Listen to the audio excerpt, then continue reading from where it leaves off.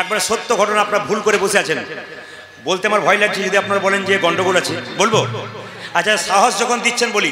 আচ্ছা, শিবের প্রসাদ আপনারা সব খেয়েছেন? জোরে বলুন। এখন ভয়ে কেউ বলছে না, নিশ্চয়ই কোনো গন্ডগোল আছে। একটা সাহস করে বলুন, শিবের প্রসাদ খেয়েছেন সব? জোরে বলুন। এই দেখুন, যারা শিবের প্রসাদ খেয়েছে তারা অন্যায় করেছে। শাস্ত্র বলছে শিবের প্রসাদ যে খায় তার কুকুর কুলে জন্ম হয়। দু চারজন ভাবছে আমরা কতবার খেয়েছি, কত কুকুর হব রে ভাই। না না না, আমি যুক্তি দিয়ে বুঝিয়ে দেবো। এত সোজা শাস্ত্র আমার হাতে আছে, শাস্ত্র আমার হাতে আছে, আমি বোঝাবো আপনাদের। এদিকে তাকান, যে যেখানে বসে আছেন একটু দাঁড়িয়ে দাঁড়িয়ে শুনবেন, শাস্ত্র আমার হাতে আছে। আপনি যে বললেন যে শিবের প্রসাদ খেতে নেই, আপনাদের বললাম শাস্ত্র কিন্তু আমার হাতে আছে, আমি আপনাদের দেখিয়ে দেবো শিবের প্রসাদ খেতে নেই। তাকান সবাই, যদি কেউ নারদ পুরাণ বই পড়েন, এখানে আছেন তারা দেখবেন সবাই পূর্ব পৃষ্ঠায় লেখা আছে, বাড়িতে শিবলিঙ্গ পুজোর চেয়ে যদি কেউ চিত্রপট পুজো করতে পারে তার মঙ্গল সবচাইতে বেশি আছে। যারা সংসারী মানুষ এখানে কীর্তন শুনতে এসছেন, দাদা ভাইয়েরা কীর্তন শুনতে এসছেন, আপনার বাড়িতে শিক্ষা দিতে পারেন। বলছে শিবলিঙ্গ পূজার চেয়ে যদি বাড়িতে চিত্রপট মানে শিবের ছবি পুজো করতে পারেন তাতে কিন্তু আপনার লাভ বেশি আছে। নারদ পুরাণ বলল, বাড়িতে যদি শিবলিঙ্গ রাখেন তবে একটার বেশি দুটো রাখতে পারবেন না। বাড়িতে যদি শালগ্রাম শিলা রাখেন তবে একটার বেশি দুটো রাখতে পারবেন না। এইবার লক্ষ্য করুন মায়েরা, বাড়িতে যদি আপনারা গণেশ ঠাকুরের ছবি রাখেন বা গণেশের মূর্তি রাখেন তবে দুটোর বেশি তিনটে গণেশের মূর্তি রাখতে পাবেন না। আর একটা এর ফাঁকে কথা বলে দিই আপনাদের, সবাই শুনে রাখুন। আচ্ছা, বাড়িতে বা দোকানে লেবু লঙ্কা ঝোলানো হয় নাকি? বলবো কেন ঝোলানো হয়? এগুলো বলতে গেলে তো লীলা তো আর হবে না, শেষ হয়ে যাবে আমার সব। তাহলে কোন দিকে যাবো একটু বলেই দিই নাকি? আচ্ছা মায়েরা এদিকে দেখান, লেবু লঙ্কা দরিদ্রতা লক্ষ্মী, একদিকে দরিদ্র একদিকে লক্ষ্মী, দুজন বাড়িতে প্রবেশ করে। দরিদ্রের পছন্দ ঝাল এবং টক, আর লক্ষ্মীর পছন্দ মিষ্টি। এই জন্য লক্ষ্মীর মন্দিরে মিষ্টি দিতে হয়, আর দারিদ্রতাকে লঙ্কা লেবু দিলে ও খুশি হয়ে যায়। যার বাড়ির দরজায়, যার দোকানের দরজায় লঙ্কা লেবু টাঙিয়ে দেবেন, দরিদ্র প্রবেশ করতে গিয়েই দেখবে লঙ্কা লেবু তো দিয়েই দিয়েছে, আর ঘর ঢোকার দরকার নাই, বাইরে চলে যায়।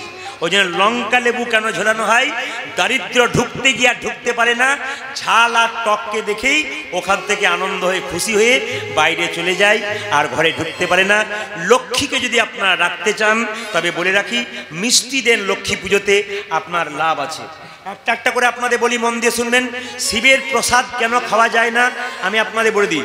শিব পুরাণ যদি কেউ পড়েন, যে যেখানে বসে আছেন, এত হিন্দু ভাইরা আছেন, সবার কাছে আমি হুঙ্কার করে বলতে চাই, আপনার শাস্ত্রের প্রমাণ দিতে চাই। এইদিকে শাস্ত্রের প্রমাণ দিতে চাই, আপনারা সবাই শুনে রাখুন। শিব পুরাণ যদি কেউ পড়েন তাহলে পরিষ্কার করে লেখা আছে, এইদিকে বলছে, এইদিকে আগ্রাহায়ম, এইদিকে সংস্কৃত কথা দেখুন, আগ্রাহায়ম নাচাগ্রাহম, হ্যাঁ, শিবা নৈবেদ্যম জলং পুষ্পং ফলং। মানে লেখা আছে আগ্রাহম নাচাগ্রাহম, তার মানে কি গ্রহণ করা যাবে না। শিব পুরাণে লেখা আছে গ্রহণ করা যাবে না কি? নাচাগ্রাহম, গ্রহণ করা যাবে না কি? শিবা নৈবেদ্যম, শিবের প্রসাদ গ্রহণ করা যাবে না। জল হোক, ফুল হোক আর ফল হোক, শাস্ত্রে পরিষ্কার। প্রশ্ন করবেন কেন গ্রহণ করা যাবে না? না, শাস্ত্রে বলা আছে যে দুর্গার অভিশাপের জন্য গ্রহণ করা যায় না শিবের প্রসাদ। যদি কেউ গ্রহণ করে তাহলে পরিষ্কার লেখা আছে স্যাং জনিতে তার জন্ম হবে। স্যাং মানে কি? তার কুকুর জনিতে জন্ম হবে। তবে হ্যাঁ, আপনারা বলবেন তাহলে কি প্রসাদ পাবো না? এতদিন অন্যায় করেছি। না, আপনারা অন্যায় করেন নাই, আপনার প্রসাদ পাবেন। বলে দিই, বাড়িতে একা শিব পুজো করবেন, আপনি তার মন্ত্র জানেন না, তাহলে একা শিব পুজো করতে গেলে আপনি মন্ত্র জানেন না, তখন কিন্তু শিবের প্রসাদ গ্রহণ করা যাবে না। শিবের পাশে যদি শালগ্রাম শিলা থাকে, শিবের পাশে যদি নারায়ণ থাকে, এই দুটোর যদি একসঙ্গে পুজো হয় তাহলে আপনি সেই প্রসাদ গ্রহণ করতে পারেন। কেন? ভগবানের প্রসাদ যদি বৈষ্ণবের পাশে থাকে আপনি গ্রহণ করতে পারেন। তাহলে বড় বড় শিব মন্দিরে যে এত প্রসাদ হচ্ছে, সবাই নিচ্ছে, অন্যায় করছে না? না, ওখানে ব্রাহ্মণ যখন পুজো করছে শিবকে, তখন কি বলছে? শ্রী বিষ্ণু, শ্রী বিষ্ণু, শ্রী বিষ্ণু। তার মানে কি আচমন করছে শ্রী বিষ্ণু, শ্রী বিষ্ণু, মানে শিবকে পূজার আগে নৈবেদ্য কিন্তু বিষ্ণুকেই দিয়ে দিচ্ছে। ওই জন্য আপনারা বিষ্ণুর প্রসাদ পাচ্ছেন। তবে বলে রাখি মায়েরা, যে যেখানে বসে আছেন, দুর্গার অভিশাপ কোনখানে আমি আপনাদের বলে দিই। দেখবেন বৈকুণ্ঠে লক্ষ্মী দেবীর সেবা করেছিল নারদ মুনি। কত বছর ধরে? প্রায় 11-12 বছর ধরে সেবা করেছিল। শেষে লক্ষ্মী সন্তুষ্ট হয়ে বলল, নারদ কি চাস? বলে, মা আমি প্রভুর একটু প্রসাদ চাই, মানে নারায়ণের প্রসাদ চাই। যেই না বলেছে নারায়ণের প্রসাদ চাই, সঙ্গে সঙ্গে বলল সব প্রসাদ দেওয়া যায়, কিন্তু নারায়ণের প্রসাদ, যেটা বলুন, নারায়ণের প্রসাদ দেওয়া যায় না। নারদ বলল, তাহলে আমি তো তোমার সেবা ছাড়বো না, না পেলে। মায়েরা কিছু মনে করবেন না, স্বামীর কাছ থেকে কোনো কাজ আদায় করতে গেলে দুটো উপায় অবলম্বন করলে স্বামীর কাজ উপায় আপনাদের মানে হয়ে যাবে। বলবো না, বাদ দিয়ে দেবো। দুটো উপায় একটু বলি। দেখবেন সকালবেলায় স্বামী কাজে গেল, বাড়ি ফিরলো, মুখটা বাংলার পাঁচের মতো ভার করে থাকবেন, দেখবেন আপনার কাজ হয়ে যাবে। কি হলো তোমার সকালে? ভালো ভালো। কি হলো? কি হয়েছে? আরে বলবে তো কি হয়েছে। ও আর একটা কি, যদি কেউ ঝগড়া করতে না পারেন, একটু কেঁদে দেবেন, তাহলে কাজ হয়ে যাবে। লক্ষ্মী দেবী খুব কাঁদছে, নারায়ণ বলছে, আরে কি হয়েছে বলবে তো? আর বলবে না, যেটা বলবো সেটা তুমি তো পারবে না। আরে বলো, তুমি কি বলো? তুমি আমার সহধর্মিনী, পারবো না মানে? তুমি যা বলবে। আমি একটা জিনিস চাই, তুমি দিতে পারবে না, তুমি ওটা কাউকে দাও না। আরে কাকে দিই না দিই, তোমাকে তো দেবো, আমাকে দেবে, কিন্তু একজনকে তো দিতে পারবে না। কাকে? আমার নারদকে। সে আমার সেবা করেছে চরণ, তাকে প্রসাদ দাও। বেশ ঠিক আছে, আমি তো কাউকে নিজে হাতে প্রসাদ দিই না, আমি প্রসাদ পেয়ে চলে যাব, আমার থালার কোণে প্রসাদ থাকবে, ওই প্রসাদটা নারদকে দিয়ে দেবো।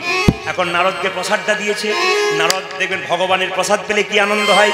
নারদ প্রসাদ পেয়ে বৈকুণ্ঠ থেকে নাচতে নাচতে নাচতে নাচতে বৈকুণ্ঠের পরে কৈলাস পর্বত আসছে। আর সঙ্গে সঙ্গে নারদ শিবকে মামা বলতো। শিব বলছে, কিরে ভাগ্নে, কি মামা এত আনন্দ কিসের বা? আজ আমার জীবনটা ধন্য হয়ে গেল। আজ আমার জীবন ধন্য হলো, আমি প্রভুর প্রসাদ পেয়েছি। এ ভাগ্নে, মামা খাবে না, তুই খাবি, তাই বললে হয়? একটু দে। বলে, সব তো চেটে পুটে খেয়ে নিয়েছি। বলছে, না রে, কোথাও দেখ, দেখ তো নখের কোণে একটু আছে কিনা। মায়েরা, যেই না নারদ মুনি নখের কোণটা দেখিয়েছে, অমনি দেখতে পেলে একটু প্রসাদ আছে। ভগবান শিব সেই প্রসাদটা পেয়ে তাণ্ডব নৃত্য এমন নাচতে শুরু করেছে। দুর্গা বলল, কি হয়েছে, এত নাচ কিসের? শিব চুপ করে গেছে। বলে, কিসের নাচ? বলে, ভগবানের প্রসাদ পেয়েছি। বলে, তুমি পেলে আমাকে দিলে না কেন? বলে, নারদের কাছে একটু নিয়েছিলাম, শেষ করে দিয়েছি। সঙ্গে সঙ্গে দুর্গা কি করলেন? শিবকে বললেন, কি তোমার প্রসাদ গ্রহণ করবে না, আমার প্রসাদ মানুষ গ্রহণ করবে। কি করব? ভগবানের ধ্যান করলেন। ভগবান বললেন, শোনো দুর্গা, আমি কৃষ্ণ জগন্নাথ রূপে পুরীতে যাব, প্রথমে জগন্নাথ মন্দিরে প্রসাদ দেওয়া হবে। সেই প্রসাদ পুরীর মন্দির থেকে অন্নপূর্ণা মানে দুর্গার মন্দিরে যাবে। সেই প্রসাদ শুধু মানুষ পাবে তা নয়, শৃগাল কুকুর সবাই মিলে সেই প্রসাদ। আপনাদের দেহ নৌকাতে গোবিন্দকে রাখতে গেলে একটা একটা করে শুনবেন আপনাদের কি করতে হবে। আচ্ছা, গোবিন্দকে সোনা পরানোর ইচ্ছা কার আছে? হাত তুলুন। ইচ্ছা আছে কিন্তু সামর্থ্য নেই। একবার হাত তুলুন কারা কারা সোনা পরাতে চান। আমি খুব খুশি। তবে যেমন কমিটি বিনা পয়সাতে গীতা দিচ্ছে, আমি আজকে শিখিয়ে দেব বিনা পয়সায় গোবিন্দকে কিভাবে সোনা পরাবেন। এই তত্ত্বটা ভালো করে জেনে নিন, যে যেখানে বসে আছেন। বিনা পয়সাতে গোবিন্দকে আপনারা সোনা পরাতে পারবেন। সবাই জেনে নিন। তুলসী গাছের মঞ্জুরি দেখেছেন? জোরে বলুন হ্যাঁ না না। তুলসী গাছের মঞ্জুরি যদি কোনো ভক্ত বা ভক্তিমতী মা যদি গোবিন্দের এই জায়গাতে দিতে পারে, মুটুকের জায়গাতে, মুকুটের জায়গাতে, তবে ওটা সোনা পরানোর সমান হয়ে যায়। তাই যারা যারা কীর্তন শুনছেন, যে যেখানে বসে আছেন, তুলসী গাছের মঞ্জুরি যদি আপনি গোবিন্দকে মুকুটে দিতে পারেন, তাহলে কিন্তু আপনার সোনা পরানো হয়ে যাবে। তবে আপনাদের আগে বলেছি, আবার বলবো, বালুগ্রামে যারা এসেছেন সবার কাছে নিবেদন রইল, আপনারা প্রতি বাড়ি বাড়ি তুলসী মন্দিরটা খুব যত্ন করে করুন। আমি মেদিনীপুরে যাই, ওদের বাড়িটা যত সুন্দর না হয়, ওদের তুলসী মন্দিরটা তার সুন্দর হয়। আমাদের তুলসী মন্দিরের জন্য আমরা 1 ফুট 2 ফুট জায়গা নিই, কিন্তু মেদিনীপুরে তুলসী মন্দির যদি কেউ দেখেন, তাহলে মোটামুটি অন্তত 20 ফুট কি 15 ফুট জায়গা নেই বিরাট বড় মন্দির তৈরি করার জন্য। আপনাদের এত বড় যাওয়ার জায়গা দেওয়ার দরকার নেই। তবে বলবো, যার বাড়িতে তুলসী মন্দির তার বাড়িটা ভগবানের বাড়ি, আর যার বাড়িতে তুলসী মন্দির নাই তার বাড়িটা জমের বাড়ি। তুলসী মন্দির মায়েরা মাথায় রাখবেন, তুলসী মন্দিরে যার গাছটা দিনের পর দিন ফুলে ফেপে উঠবে, তার টাকা পয়সা গাড়ি বাড়ি হোক আর না হোক, শান্তি কিন্তু দিনের পর দিন বেড়ে উঠবে। আর অনেক লোকের দেখবেন তুলসী গাছ শুকোচ্ছে কিন্তু দালানের পর দালান হচ্ছে। জেনে রাখবেন ওদের দালানটা সাময়িক হচ্ছে, একদিন দেখবেন ও দালান বালির বাঁধের মতো ভেঙে পড়বে। তাই গোবিন্দকে যদি আপনি কৃপা গোবিন্দের পেতে চান, তবে প্রথম কাজ হবে আপনাদের তুলসী গাছকে সেবা করা। যারা যারা এখানে কীর্তন শুনতে এসছেন, তুলসী গাছ কিন্তু মন্দিরে দুটো রাখবেন, একটা কালো তুলসী, একটা সাদা তুলসী, একটা কৃষ্ণ তুলসী, একটা রাধা তুলসী। মায়েরা যখন আপনারা জল দেবেন, আপনাদের কাছে নিবেদন রইল, অনেক মেয়েরা ভিজে কাপড়ে জল দিয়ে দেয়, কিন্তু আপনারা ভিজে কাপড়ে কেউ জল দেবেন না, শুকনো কাপড়ে দেবেন। যে কাপড়টা বেনারসি শাড়ি পরে আপনি বাজারে যান, ওই কাপড় পরে নয়, একটা লাল পেরে সাদা শাড়ি পরে দেবেন। যেমন পুলিশের একটা পোশাক থাকে, যেমন বাচ্চারা স্কুলে যায় তার পোশাক থাকে, গোবিন্দকে ভজন করবার জন্য তার একটা পোশাক থাকে। যদি আমরা পোশাক মানি না কেন বলুন তো? চলে গেছে ইংরেজরা স্বাধীন করে দেশটাকে, কিন্তু ফেলে গেছে লেজ, ছাড়ি নাই আমরা ধরে আছি, ফেলে গেছে তাদের লেজটাকে। ওদের শিক্ষাটা আমরা এখনো ধরে আছি। আমরা প্যান্ট শার্ট পরতে পারি কিন্তু ধুতি পরতে পারি না। না না, আপনাদের সব সময় প্যান্ট শার্ট পরতে বলি নাই, অন্তত মন্দিরে যখন ভগবানের কাছে যাবেন একটু ধুতি পরে গেলে দেখবেন আপনার পবিত্রতা ভাবটা আসবে। আপনারা মন্দিরে গেলে দেখবেন একটু তিলক নিলে আপনার পবিত্রতা ভাবটা আসবে। ওই জন্য অন্তত আপনাদের কাছে নিবেদন রইল, কালচারটাকে ঠিক রাখুন। ছেলে মেয়েদেরকে হাতে মোবাইল দেবেন না। এখন ছেলে মেয়েরা মাকে আর মা বলে না, কি বলে? মম। কি বলে মা? মম। একটা ছেলেকে জিজ্ঞেস করলাম, তোর মাসিকে, তোর কটা মাসি? বলছে বড় মাসি, ছোট মাসি। তা মাকে যদি মম বলিস তাহলে ছোট মাসিকে কি বলিস? বলে ছোট মাসিকে বলি মিনিমাম, আর বড় মাসিকে বলি ম্যাক্সিমাম। এই জন্য আপনাদের কাছে নিবেদন রইল, বাবাকে ড্যাড আর মাকে মম বলতে গিয়ে আমরা কিন্তু সব শেষ করে ফেলছি। মা বললে যে অন্তরের মধ্যে একটা দারুণ প্রেম, বাবা বললে যে অন্তরের মধ্যে একটা দারুণ প্রেম, এটা আস্তে আস্তে আমরা ভুলতে শিখেছি। আমি প্রদীপ পাল আপনাদেরকে বলতে চাই, সনাতন ধর্মকে ছাড়বেন না, পাশ্চাত্য কালচারকে ধরবেন তো আপনি সুখী হবেন না, আপনি দুঃখের সাগরে পৌঁছাবেন। আমি একটা কথা বলতে চাই, সুন্দর করে ফাঁকে আপনাদের বাচ্চাগুলোকে মানুষ করবেন, তবে বলে রাখি, মোবাইল দেবেন না, কার্টুন দেখতে দেবেন না। কার্টুন দেখলে বাচ্চা কিন্তু ভবিষ্যতে কার্টুন তৈরি হয়ে যাবে। যে যেখানে বসে আছেন, যারা মায়াপুর নবদ্বীপ ইস্কন মন্দিরে গেছেন, প্রভুপাদের ছবি দেখেছেন? জোরে বলুন হ্যাঁ না না। প্রভুপাদের ছবি দেখেছেন?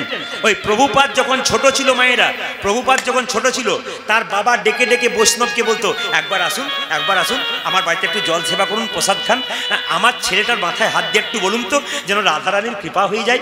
এই যে প্রভুপাদের উপরে তার বাবা বারবার বৈষ্ণবকে ডেকে নিমন্ত্রণ করে খাইয়ে ছেলের মাথায় হাত দেওয়া করেছে, ছেলে কৃষ্ণ ভক্ত হয়েছে, গোটা পৃথিবীর মানুষ প্রভুপাদকে চেনে। ওই জন্য আপনাদের কাছে বলি, মায়ের মতো মা হতে গেলে মায়েরা আপনাদের এক কাজ করতে হবে, দাদা ভাইয়েরা আপনাদের কাজ করতে হবে, পরম বৈষ্ণবকে বাড়িতে ডেকে অন্তত সেবা করিয়ে আপনি চার ছেলে মেয়ের মাথায় হাত দিয়ে বলবেন, একটু বলুন যেন আমার ছেলে কৃষ্ণ ভক্ত হয়ে যায়, একটু বলুন যেন আমার মেয়ে রাধারানীর কৃপা হয়ে যায়, দেখবেন কৃষ্ণ কৃপা হয়ে যাবে। মায়েরা দেখবেন, ভক্ত প্রহ্লাদের বাবা হিরণ্যকশিপু, সে তো অত্যাচারী মানুষ ছিল, তার ঔরসে কেন কৃষ্ণ ভক্ত সন্তান জন্ম হলো? একটাই কারণ। কি কারণ? তার মা কয়াধু, তার গর্ভে যখন ভক্ত প্রহ্লাদ ছিল, তখন নারদ মুনির কাছে বসে বসে তিনি কি শুনেছিলেন না? তত্ত্ব কথা শুনেছিলেন। ওই জন্য পেটে বাচ্চা থাকাকালীন মায়েদের 3টে নিয়ম পালন করতে হয়।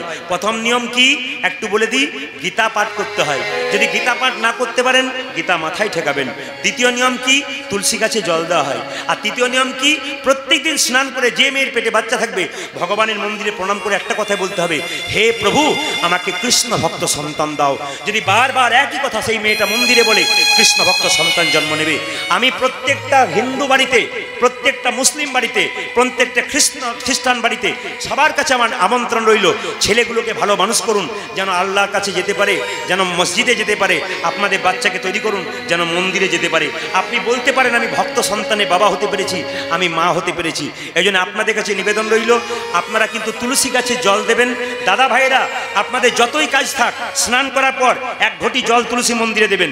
জল দেওয়ার পর তুলসী মন্দিরটা 4 বার প্রদক্ষিণ করবেন। বলুন তো, ডান দিকে না বাঁ দিকে? জোরে বলুন। ডান দিকে প্রদক্ষিণ করবেন না বাঁ দিকে প্রদক্ষিণ করবেন? তুলসী মন্দির সবসময় ডান দিক থেকে ঘুরে প্রদক্ষিণ করতে হয়। আর তুলসী গাছে জল দেবেন, আপনি পশ্চিম দিকে মুখ করে জল দেবেন না, আপনি পশ্চিম দিকে মুখ করে জল দেবেন না। প্রশ্ন করবেন, মুসলিম ভাইয়েরা পশ্চিম দিকে নামাজ পড়ে, ওইদিকে আল্লাহ নেই? আছে, ওদের শাস্ত্র বলল ওইদিকে কাবা মসজিদ আছে, ওটাকে লক্ষ্য করে ওরা নামাজ পড়ে। আর আমাদের হিন্দুদের বলল সূর্যদেব আমাদের প্রধান দেবতা, তাই সূর্যকে পিছু করে হিন্দু কোনো ভালো কাজ করবে না। ভক্তিমতী মায়েরা তুলসী গাছে যখন জল দেবেন, পাতা তুলবেন, পাতা তুলতে তুলতে পাতা বা গাছের ডাল যেন ভেঙে না যায়। যদি ভুল করে ভেঙে যায় তবে কৃষ্ণের অঙ্গে আঘাত করা হয়। এত সোজা নয়। বাড়ির তুলসী গাছটা ছাগলে ছিঁড়ে খাচ্ছে আর আপনি ভগবানের নাম করে বেড়াচ্ছেন, এতে আপনার কোনো লাভ হবে না। আগে তুলসী গাছটাতে যত্ন করতে হবে। তবে হ্যাঁ, তুলসী পাতা তুলতে তুলতে পাতা বা গাছের ডাল যদি ভেঙে যায় কোনো চিন্তা নেই, হরে কৃষ্ণ মহামন্ত্র বলতে বলতে তুলবেন, আপনার লাভ আছে। সবাই তাকিয়ে দেখুন, মন্দিরে পঞ্চতত্ত্বের ছবি আছে একবারে মূর্তি সহ। নিত্যানন্দ মহাপ্রভু, অদ্বৈত, শ্রীবাস গদাধর। আপনার বাড়িতে পঞ্চতত্ত্ব ছবি রাখবেন, আপনি সবার চরণে কিন্তু তুলসী পাতা দিতে পারবেন না। কার কার চরণে দেবেন একটু দেখুন। মহাপ্রভুর চরণে দেবেন। কেন? ব্রজেন্দ্র নন্দন যেই শচীসুত হলো সেই বলরাম হইল নিতাই। নিতাই যদি বলরাম হয় তার চরণে দেন, আর মহাপ্রভুর চরণে দেন। অদ্বৈতকে দেবেন। কেন? মহাবিষ্ণুর অবতার, অদ্বৈতকে দেবেন। আর দেবেন না গদাধরের চরণে, তার হাতে দেবেন। কেন? রাধার অংশ। দেবেন না কাকে? আরেকজনকে। কাকে? শ্রীবাসকে, ভক্তিতত্ত্ব, তার হাতে দেবেন না। রাধা কৃষ্ণ একসঙ্গে থাকলে আপনি রাধার হাতে তুলসী পাতা দেবেন, কৃষ্ণের পায়ে দেবেন কিন্তু। তবে গুরুদেবের ছবি যদি আপনার থাকে, গুরুদেবের পায়ে আপনারা তুলসী পাতা দেবেন না। কিভাবে দেবেন? গুরুদেবের বুকে দেবেন চন্দন দিয়ে, কিন্তু সেই চন্দনটা যেন পা পর্যন্ত গড়গড় গড়গড় করে পড়ে না যায়। খুব ভক্তি ভরে নিয়ম আছে কিন্তু। তবে হ্যাঁ, যারা দীক্ষা নিয়েছেন তাদের কাছে নিবেদন রইল, দীক্ষা মানে এই নয় পেট ভরে খেয়ে নেবেন আপনি স্নান করার পর, তা নয়। আগে ভগবানকে দিয়ে খাবেন, তবে আপনার দীক্ষা হয়েছে। এই যে যারা দীক্ষা নিয়েছেন, অনেকে বলে আমি তো অমুকের কাছে দীক্ষা নিয়ে নিয়েছি। না না, দীক্ষা নেওয়া অত সোজা নয়। দীক্ষা নিলে আপনার নিয়ম হচ্ছে স্নান করার পর ভগবানের চরণে তুলসী পাতা, গঙ্গা জল, না পারলে একটা বাতাসাও দেবেন। ভগবানকে দিয়ে তারপর আপনি যা খান কোনো অসুবিধা নেই, কিন্তু ভগবানকে দিয়ে খান, এর নাম হচ্ছে দীক্ষা। এই জন্য আপনারা দীক্ষা যারা নিয়েছেন তারা ভগবানকে দিয়ে খাবেন। একটা কথা আপনাদের বলে যাই, যে যেখানে বসে আছেন, তুলসী মন্দিরে আপনি প্রত্যেক দিন পাতা দেবেন। কি কি বার পাতা তুলতে পারবেন না? বিশেষ করে দ্বাদশীর দিন তো পাতা তুলতে পারবেন মায়েরা। দ্বাদশীর দিন, একাদশী পরে দ্বাদশীর দিন আপনার পাতা তুলতে পাবেন না।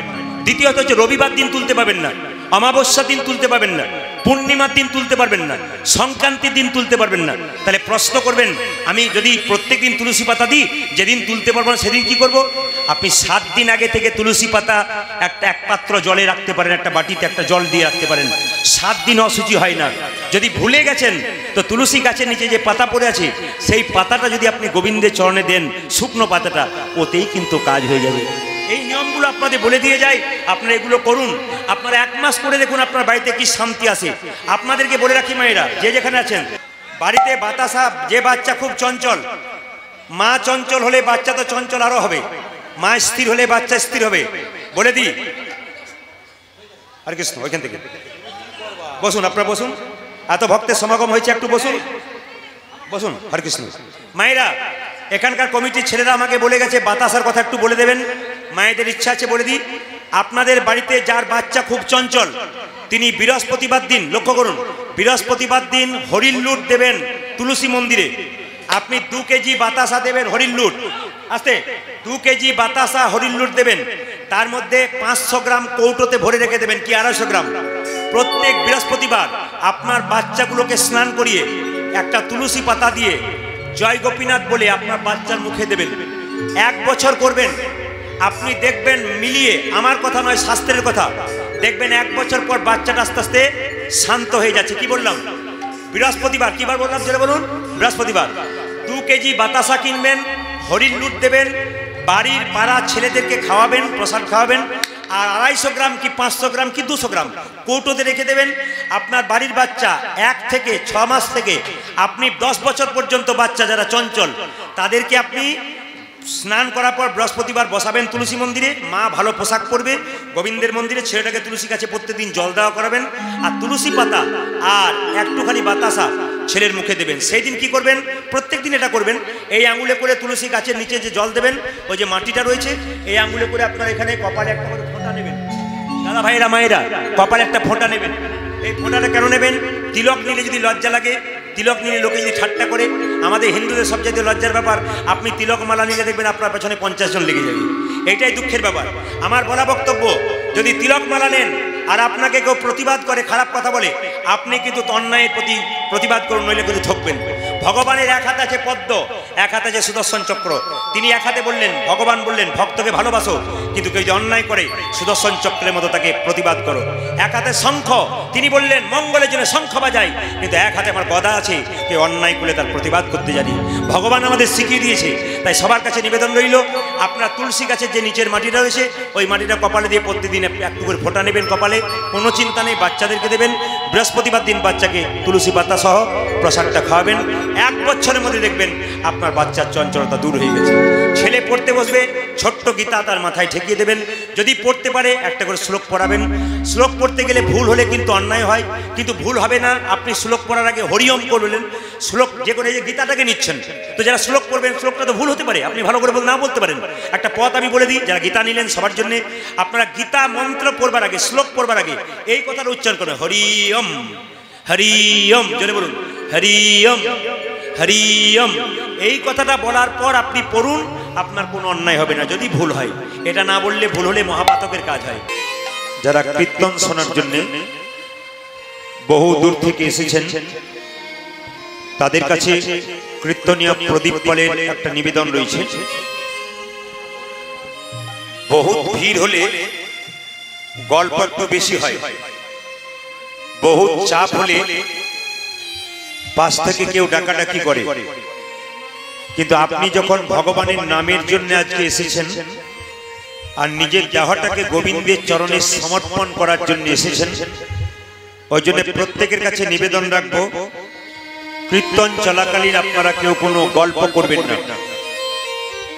যদি আপনারা গল্প করেন তবে পাপ সঙ্গে করে বাড়ি যাবেন, আর যদি গল্প না করেন তবে পুণ্য সঞ্চয় করে বাড়ি যাবেন। আপনারা কোনটা নেবেন সেটা আপনাদের হাতে রইল। আপনার পাশে দেখবেন অনেকেই গল্প করবে, আপনি শুনবেন না। আপনি শুনলে উনি আরো 2-4টা বেশি করে বলবেন। মায়েরা সবাই জানেন, রামচন্দ্র যখন রাজা হলো, রামের তো আসল মা কৌশল্যা, আর 2টো মা আছে, সুমিত্রা এবং কৈকেয়ী। তো কৈকেয়ী যখন ফুলের মালা গাচ্ছে, রাম রাজা হবে, রামের গলায় পরাবে, তখন পাশ থেকে একটা মেয়ে এসে কানে ফুসফুস মন্ত্র দিচ্ছে, এই মালাটা কার জন্য গাচ্ছিস? বলে রামের জন্য। বলে রাম রাজা হবে। সঙ্গে সঙ্গে মেয়েটি বলে উঠলো, রাম রাজা হলো তাতে তোর কি গেল? রাম রাজা হলে তো কৌশল্যা হবে রাজমাতা, আর তুই তো ভিখারিনী হবি।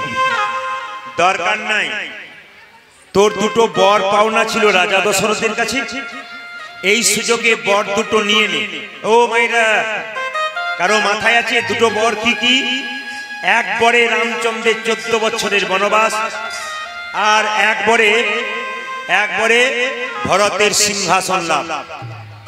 কৈকেয়ীর মনটা ছিল ভগবানের দিকে, কিন্তু মেয়েটি কানে ফুস মন্ত্র দিয়ে ভগবানের থেকে মনটা সরিয়ে দিল।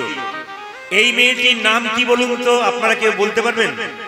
এই মেয়েটির নাম জোরে বলুন, কুজি মন্থরা। আপনার পাশে দেখবেন অনেকে গল্প করবে, আপনি কীর্তন শুনছেন, কানের সামনে ফুসফুস করবে, বুঝবেন কুজি মন্থরা লোক পাঠিয়েছে আপনার মনটাকে নষ্ট করার জন্য। এই জন্য আপনারা সেই দিকে ধ্যান দেবেন না, তাহলে কীর্তন শোনা আপনাদের হবে না। একবার জোরসে সবাই মিলে উলধ্বনি দিয়ে দিন।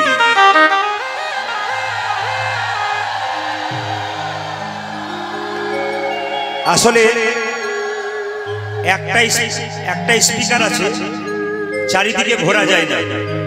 আমার বাবারা, দাদা ভাইরা পেছন দিকে আছে, ইচ্ছা হয় ঘুরতে, কিন্তু কোনো উপায় নেই।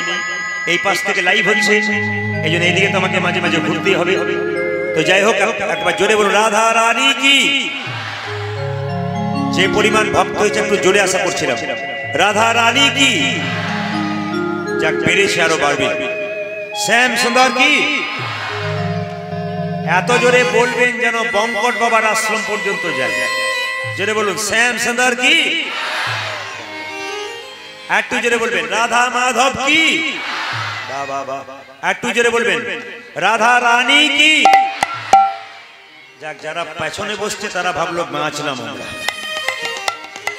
আমাদের জয় দিতে হবে না, প্রদীপ পাল দেখতে পাবে না, কিন্তু দেখে নিন কেউ যদি দেখতে পাক না পাক একজন কিন্তু দেখতে পাচ্ছেন, তিনি ভগবান।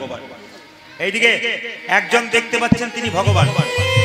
দোকানে জিনিস কিনতে যান, লেখা থাকে না আপনি সিসিটিভি ক্যামেরার আওতায় আছেন, চুরি করলেই ধরা পড়বেন। তা পেছনে কেউ হাত তুললেন না, হলুদ ধরে দিলেন না, হরিদ ধরে দিলেন, প্রদীপ পাল দেখতে পাক আর না পাক একজন দেখতে পেলেন, তিনি ভগবান। এই জন্য সাবধান থাকবেন, কে হাততালি দিল আর না দিল, কেউ ধরে দিল আর না দিল, আপনি কিন্তু দিয়ে দেবেন। শেষবারের মতো রাধা রানী কি, শ্যাম সুন্দর কি, মদন মোহন কি, হরিবাসর কি। বাহ, এবার শব্দ না করে মন দিয়ে শুনুন। সত্যযুগের মানুষরা বাঁচত 1 লক্ষ বছর। সত্যযুগের মানুষরা বাঁচত 1 লক্ষ বছর আয়ু ছিল। ত্রেতা যুগের লোকেরা বাঁচত, তার একটা শূন্য কমিয়ে দেন 10,000। আবার দাপরের লোকেরা তার একটা শূন্য কমিয়ে দেন, কত হলো? 1000। আবার কলি যুগে তার একটা শূন্য কমিয়ে দেন, কত হলো? 100। এখন 100 বাঁচার কথা, কিন্তু 100 বাঁচছে না কেন? বিজ্ঞানের আশীর্বাদে হাইব্রিড খাবার খেয়ে খেয়ে আমাদের 100 বছর আয়ুটা আস্তে আস্তে নিচের দিকে নামছে। তো মায়েরা, সত্য যুগে ভগবানকে পেত ধ্যানের দ্বারা, ত্রেতা যুগে ভগবানকে পেত যজ্ঞের দ্বারা, দাপরে ভগবানকে পেত সেবার দ্বারা, আর কলি যুগে ভগবানকে পেত একমাত্র পাবার উপায় হরি নামের দ্বারা। হরে কৃষ্ণ হরে, সবাই মিলে একটু বলবেন তো, এই নামের দ্বারা উদ্ধার হবে। সবাই বলুন হরে কৃষ্ণ, একসঙ্গে বলবেন হরে কৃষ্ণ। যে বাদ দিচ্ছে সে কিন্তু ফাঁকি যাচ্ছে। খুব ভক্তি ভরে করা জোরে বসুন আর এই মন্ত্রটা বলুন, মহামন্ত্র কলি যুগে। হরে কৃষ্ণ, এত জোরে বলবেন যেন সবাই শুনতে পায়। হরে কৃষ্ণ বাবা, হরে কৃষ্ণ কৃষ্ণ কৃষ্ণ হরে হরে, হরে রাম রাম রাম হরে হরে। এই মহাপ্রভুর নাম নিয়ে এলেন কলিযুগের জীবকে উদ্ধার করার জন্য। দাদা নিতাইকে ডাকলেন, দাদা তুমি জীবের দ্বারে হরি নাম। আচ্ছা, আপনারা যারা কীর্তন শুনছেন তাদের কাছে নিবেদন রইল, মহাপ্রভুর ছবি আপনারা দেখেছেন? জোরে বলুন হ্যাঁ না না, একটু মুখে বলবেন দেখেছেন না, জোরে বলতে হবে। মহাপ্রভুর ছবি দেখেছেন?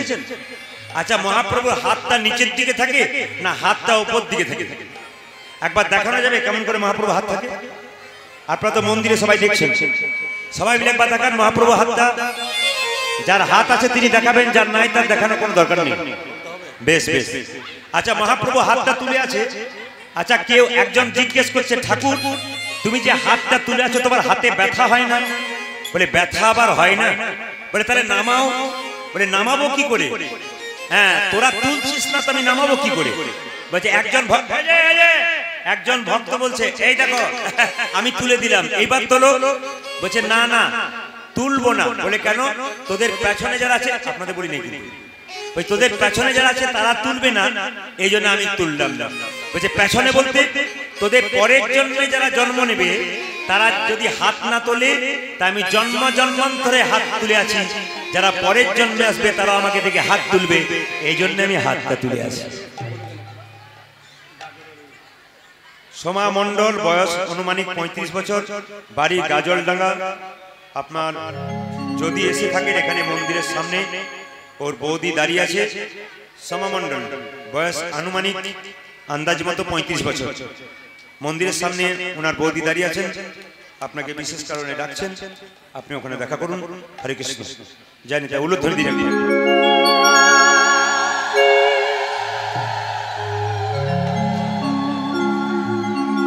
আচ্ছা মায়েরা, এদিকে আমরা হাত তুলি কখন? এই যে কীর্তন শুনতে আসছেন, এই যে ও টোটো ভাই, এদিকে এদিকে।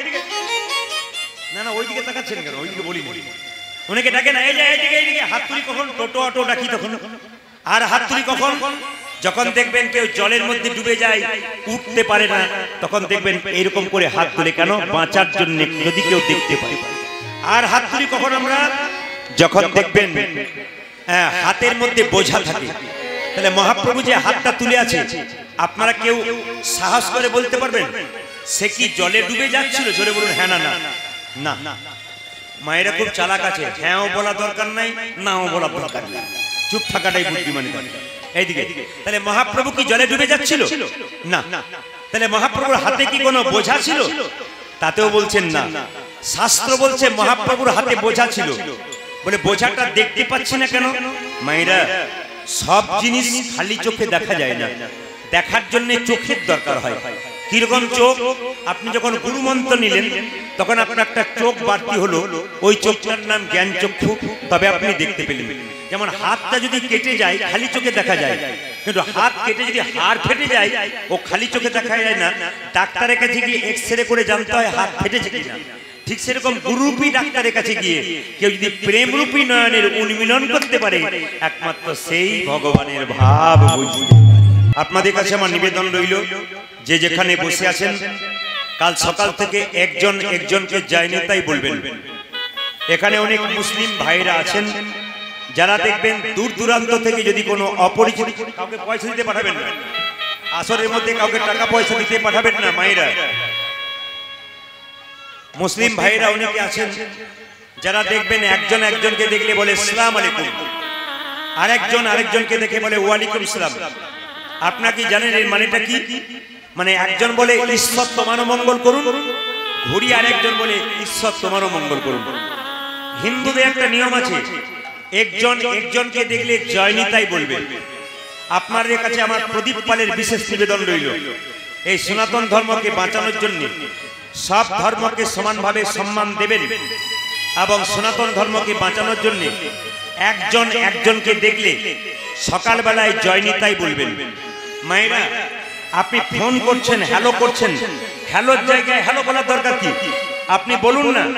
পরিবারের কাউকে ফোন করছেন, জয় নিতাই, ও যদি বলে কবে থেকে নিতাইয়ের দলে হলি, বলে আজ থেকে হলাম, তুই আরম্ভ করবি, দেখবেন ও আরম্ভ করবে। ও যদি নাও বলে আপনি জয় নিতাই বলে দেবেন বারবার। মাই ঠিক করুন, আমার সময় তো গন্ডগোল হবে, বাকি সময় হবে না, চিন্তা নেই, যত গন্ডগোল এই সময় হবে। জয় নিতাই দেবার দরকার কি আছে? দুটো দেবার দরকার কি দরকার? যদি অসুবিধা হয় দুটো দেবার কি দরকার? জয় নিতাই, জয় নিতাই, জয় নিতাই। কাল সকাল থেকে একজন একজনকে দেখলে কি বলবেন? জোরে বলুন। খুব ভয় লাগছে না? একটু জোরে বলুন তো কি বলবেন?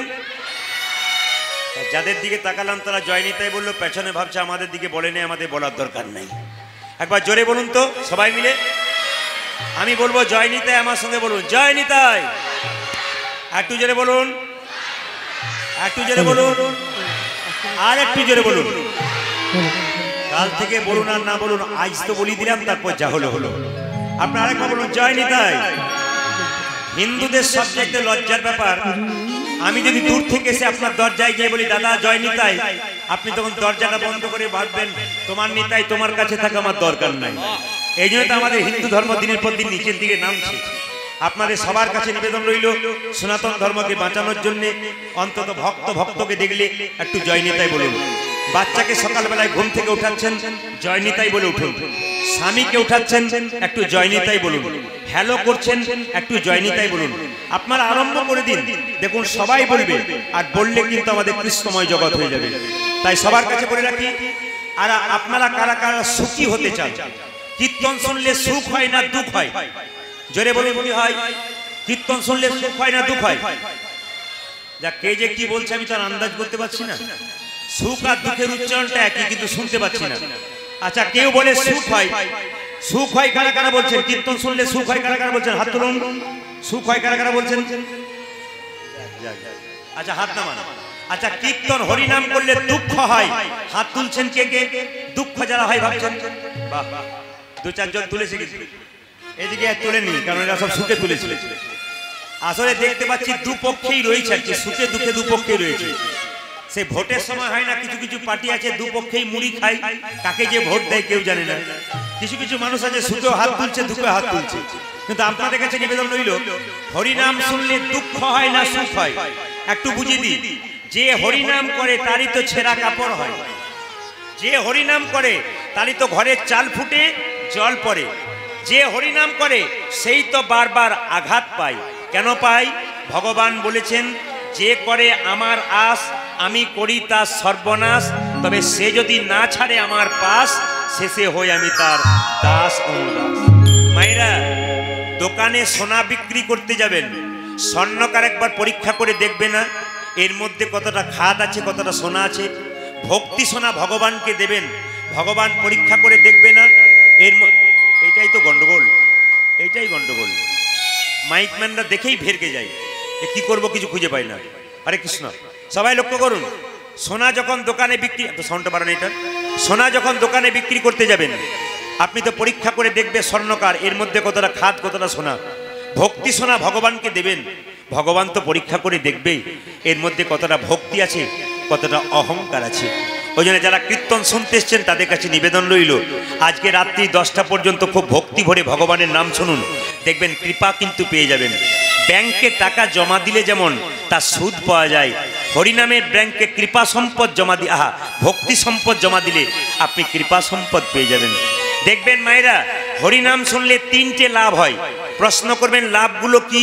আমি একটা একটা করে জানাবো। আদি ভৌতিক, আদি দৈবিক, আদি আধ্যাত্মিক, এই 3টে জ্বালা দূর হয়। প্রশ্ন করবেন, ভেঙে বুঝিয়ে দিন। আদি ভৌতিক মানে কি? যেমন কুকুরে কামড়ালে একটা রোগ হয়, রোগটার নাম কি? জোরে বলুন।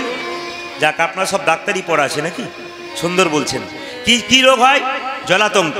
ওই যে কুকুরে কামড়ালে জলাতঙ্ক হয়, কিন্তু যিনি কৃষ্ণ ভক্ত, হরিনাম করে, ভগবানের নাম করে, তাকে যদি পাগলা কুকুরে কামড়ায় তার শরীরে বিষ লাগে না। প্রশ্ন করবেন কেন লাগে না? নাম হচ্ছে অমৃতের সমান, নাম করতে করতে অমৃতময় শরীরে পাগলা কুকুরের বিষটা পর্যন্ত অমৃত হয়ে যায়, ওই জন্য তার কোনো বিষ লাগে না। তাহলে যারা হরিনাম করে, হরির ভক্ত হয়, হরির পাগল হয়, তাদেরকে পাগলা কুকুরে কামড়ালে তাদের বিষ লাগে না। দ্বিতীয় জ্বালাটি কি মা? আদি দৈবিক। যেমন প্রচন্ড বৃষ্টি হলে বজ্রপাত হয়, তখন ভয়ে আপনারা কি করেন? রাম রাম রাম রাম রাম রাম। কোনো দরকার নেই, কোনো কিছু বলার দরকার নেই। কেন না, কম বয়সে পরিশ্রম করে কেউ যদি ব্যাংকে টাকা জমা দেয়, তার যেমন বেশি বয়সে রোজগার করতে হয় না, সুদে বসে বসে খায়, সেরকম শরীরে শক্তি থাকতে থাকতে কেউ যদি ভগবানের নাম করে, তবে তার যখন বৃদ্ধ বয়স হয়ে যায়, কানে শুনতে পারে না, চোখে দেখতে পারে না, পায়ে চলতে পারে না, হাজার দিকে বজ্রপাত হয়, ভক্তের মাথায় কোনোদিন বজ্রপাত হয় না। তৃতীয় যারা কি মা? আদি আধ্যাত্মিক মানে কি? শরীরের মধ্যে কঠিন কঠিন রোগ। রামকৃষ্ণ দেবেরও ক্যান্সার হয়েছিল, আসলে তার তো ক্যান্সার হয় নাই, ক্যান্সারটাকে নিয়ে নিয়েছিল। তো জেনে নিন, শরীর হচ্ছে রোগের মন্দির। মায়েরা যতক্ষণ সংসারে পরিশ্রম দিচ্ছেন, সংসার আপনাকে বাহবা দিচ্ছে, আপনাকে ভালোবাসছে। আপনার শরীর একটা কঠিন রোগ হয়ে যাক, দেখবেন 2 দিন সেবা করবে মানুষ বাড়ির, তারপর 3 দিন পরে বলবে এবার গেলেই বাঁচি। এ সংসার শুধু নিতে চায়, দিতে চায় না। এই জন্যে দাদা ভাইরা দেখবেন, যতক্ষণ আপনার টাকা রোজগার করছেন ততক্ষণ সংসার আপনাকে ভালোবাসছে। আপনি টাকা রোজগার করে বন্ধ করে দিন, দেখুন আপনার কি অবস্থা হয়। এই সংসার আপনাকে ছুঁড়ে ফেলে দেবে। কেন? যদি সংসারে কিছু দেন তবে সংসার মানুষ আপনাকে দেবে, আর যদি আপনি না দেন তবে আপনাকে কেউ দেবে না। এই জন্য বলে রাখি মায়েরা, সংসারের সমস্ত কর্তব্য কর্ম করবেন, কিন্তু আসল কর্তব্য ভুলবেন না। কেন? সকালবেলায় একবার, দুপুরবেলায় একবার, সন্ধ্যাবেলায় একবার ভগবানের নাম করবেন, হরে কৃষ্ণ মহামন্ত্র জপ করবেন, গুরু মন্ত্র জপ করবেন, দেখবেন কৃপা তো আপনার অবশ্যই হয়ে যাবে। এই জন্য বলে রাখি, এই 3টে জ্বালা আমাদের দূর হয় যদি আমরা কীর্তন করতে পারি। মহাপ্রভু কি করলেন? দাদা নিতাইকে নিয়ে জীবের দ্বারে হরিনাম দিলেন। আশ্রয় লইয়া ভজে যে তারে কৃষ্ণ নাহি তেজে, বাকি সব মরে অকারণ। যারা প্যান্ডেলের ভেতরে বসে আছেন তারা কুয়াশা পাবেন না। যারা প্যান্ডেলের ভেতরে বসে আছেন তারা কুয়াশা পাবেন না। প্যান্ডেলের বাইরে যারা আছেন তারা কুয়াশা পাবেন। প্রচন্ড বৃষ্টি হতে যে ছাতা নেবে সে ভিজবে না, আর যে ছাতা নেবে না সে ভিজবে। একটা পাখি গাছের ডালে বাসা বেঁধেছে, ওটা একটা আশ্রয়। আপনার বাড়িতে একটা গাভী গোয়াল ঘরে রেখেছেন, ওটা একটা আশ্রয়। ছাড়া হলে কিন্তু মরতে হবে মা। আপনাদের একটা প্রমাণ দিদি, এইদিকে তাকাবেন। আপনাদের বাড়িতে কলাই ভাঙার জাঁতা আছে কি না? জোরে বলুন হ্যাঁ না না। আছে। যাক, কলাই ভাঙার জাঁতাতে কটা ফুটো আছে একটু বলতে পারবেন? অনেকে বলছে দেখা, হ্যাঁ, যারা আগেকার মা, আমার বোনেরাও পর্যন্ত তারা দেখাতে পেরেছে 2টো করে ফুটো আছে, একটা মাঝে একটা পাশে। এদিকে তো মাঝের ছিদ্রতে কি বলা হয়? কাঠের গঞ্জ, আর পাশের ছিদ্রতে কলাইয়ের দানাগুলোকে ভরে বন বন বন বন করে ঘুরিয়ে দেওয়া হয়। আচ্ছা, জাঁতারটা যখন তুলবেন তখন দেখবেন কিছু কিছু কলাইয়ের দানা ভেঙে গুড়ি গুড়ি হয়ে গেছে, আর কিছু কিছু কলাইয়ের দানা অর্ধেকটা ভেঙেছে অর্ধেকটা ভাঙেনি, আর কিছু কিছু কলাইয়ের দানা গোটাকে গোটা রয়ে গেছে। আচ্ছা, আপনারা যদি কলাই ভাঙার জাঁতার দেখেছেন জোরে বলবেন, তাহলে বলুন তো কোন কলাইয়ের দানাগুলো গোটাকে গোটা রয়ে যায়? বলছে জাঁতার মাঝে যে গঞ্জ আর গঞ্জের চারিপাশে যে কলাইয়ের দানা তারা কিন্তু গোটাকে গোটা রয়ে যায়। তাহলে সংসার একটি জাঁতা, মানুষগুলো হলম সব কলাইয়ের দানা। সংসার জাঁতাটা ঘুরছে, যে সমস্ত ভক্ত কলাইয়ের দানা সংসার জাঁতার মাঝে গঞ্জ নামক গুরুকে আশ্রয় করেছে আর গোবিন্দ ভজনা করছে। নিতাই গৌর হরি বল। তো মায়েরা, আপনাদেরকে বলে রাখি, যদি কেউ গুরু ভজনা করতে পারছেন, গুরু মন্ত্র ভজনা করতে পারছেন, তবে লাভ আছে। একবার হাত তুলবেন কে কে গুরু মন্ত্র নিয়েছেন, একবার হাত। ও বাবা, এই জন্য আপনারা কীর্তন শুনতে পারছেন, বুঝতে পেরেছি। যারা গুরু মন্ত্র নেয় নাই তাদের তো মন চঞ্চল হয়ে যায়, আর যারা গুরু মন্ত্র ভজনা করেছে তারা তো স্থির থাকে। এই জন্য আপনারা গুরু মন্ত্র নিয়েছেন বলে ভক্তি ভরে শুনতে পারছেন, আর যারা কোনো মন্ত্র নেয় নাই তারা চটপটির দোকান কোথায় আছে, ফুচকার দোকান কোথায় আছে ও খুঁজে খুঁজে বেড়াচ্ছে। কিন্তু গুরু মন্ত্র যারা নিয়েছে তারা হরিনাম নামক মধুর কাছে বসছে। রামকৃষ্ণ পরমহংসদেব বলেছেন, মায়েরা, এই মনটা হচ্ছে মাছির মতো। এ মাছি কখনো মিষ্টির দোকানে বসে, আবার মাছি কখনো নর্দমাতে বসে। আপনাদের মন মাছিটা যখন সংসারে গিয়ে নিন্দা চর্চা করে, খারাপ কাজ করে, তখন ওটা তো নোংরা জায়গায় বসে। আজকে আপনাদের মন মাছিটা হরিনামের আসরে বসেছে, মানে আজকে তো মিষ্টির মধ্যে বসে গেছে। এই জন্য আপনাদের কাছে নিবেদন রইল, মন মাছিটাকে সবসময় মিষ্টির মধ্যে বসান, দেখবেন মন মাছিটা মধুময় হয়ে যাবে। তবে বলি, যারা গুরু মন্ত্র নিয়েছেন তারা ভালো করেছেন, যারা তুলতে পারলেন না তাদের জন্য বলে রাখি, গুরু যদি করবেন, এত একটা সাউন্ড বাড়ি দাও, এই সাউন্ডটা ভালো আছে, এটা ঘং ঘং করছে, এটা ভালো আছে, হ্যাঁ সবাই লক্ষ্য করুন। মায়েরা, আপনাদেরকে বলে রাখি, গুরু মন্ত্র যারা নিয়েছেন জাত গুরু করবেন, যাকে তাকে গুরু করবেন না। বারবার নিবেদন রইল, যে যেখানে বসে আছেন যাকে তাকে দেখলে গুরু করবেন না, ভুল করবেন আপনারা। গুরু যে শুধু ব্রাহ্মণ হবে তা নয়। চৈতন্য চরিতামৃতে পরিষ্কার বলা আছে যে কিবা বিপ্র কিবা শূদ্র, ন্যাসিক জ্ঞানে নয়, কৃষ্ণ তত্ত্ববেত্তা যেই সেই গুরু হয়। গুরু শুধুমাত্র যে গুরুর কাছে বসলে দুটো ভালো উপদেশ পাবেন সেই গুরুকে গুরু করবেন, গুরুর কাছে বসলে তত্ত্ব জ্ঞান পাবেন সেই গুরুকে গুরু করবেন। আর যে গুরুকে করবেন সে গুরু যদি খালি খিদে থাকে, আপনার কাছে গিয়ে বলে তোর গুরু মায়ের খুব হাঁটু ব্যথা, আমারও কোমরে ব্যথা, কিছু দে, আপনি এই সংসারে জ্বালায় জ্বলছেন, তারপর আবার জ্বলাতে এসেছে, এরকম গুরু করলে তো আপনি চিরকাল জ্বলে পুড়ে মরবেন। এই যে জাত গুরু কেমন, একটু প্রমাণ দিয়ে দিই। রামকৃষ্ণ দেবের একটা ভাগ্নে ছিল, তার নাম হৃদয়। মায়েরা, রামকৃষ্ণ দেবের একটা ভাগ্নে ছিল, তার নাম হৃদয়।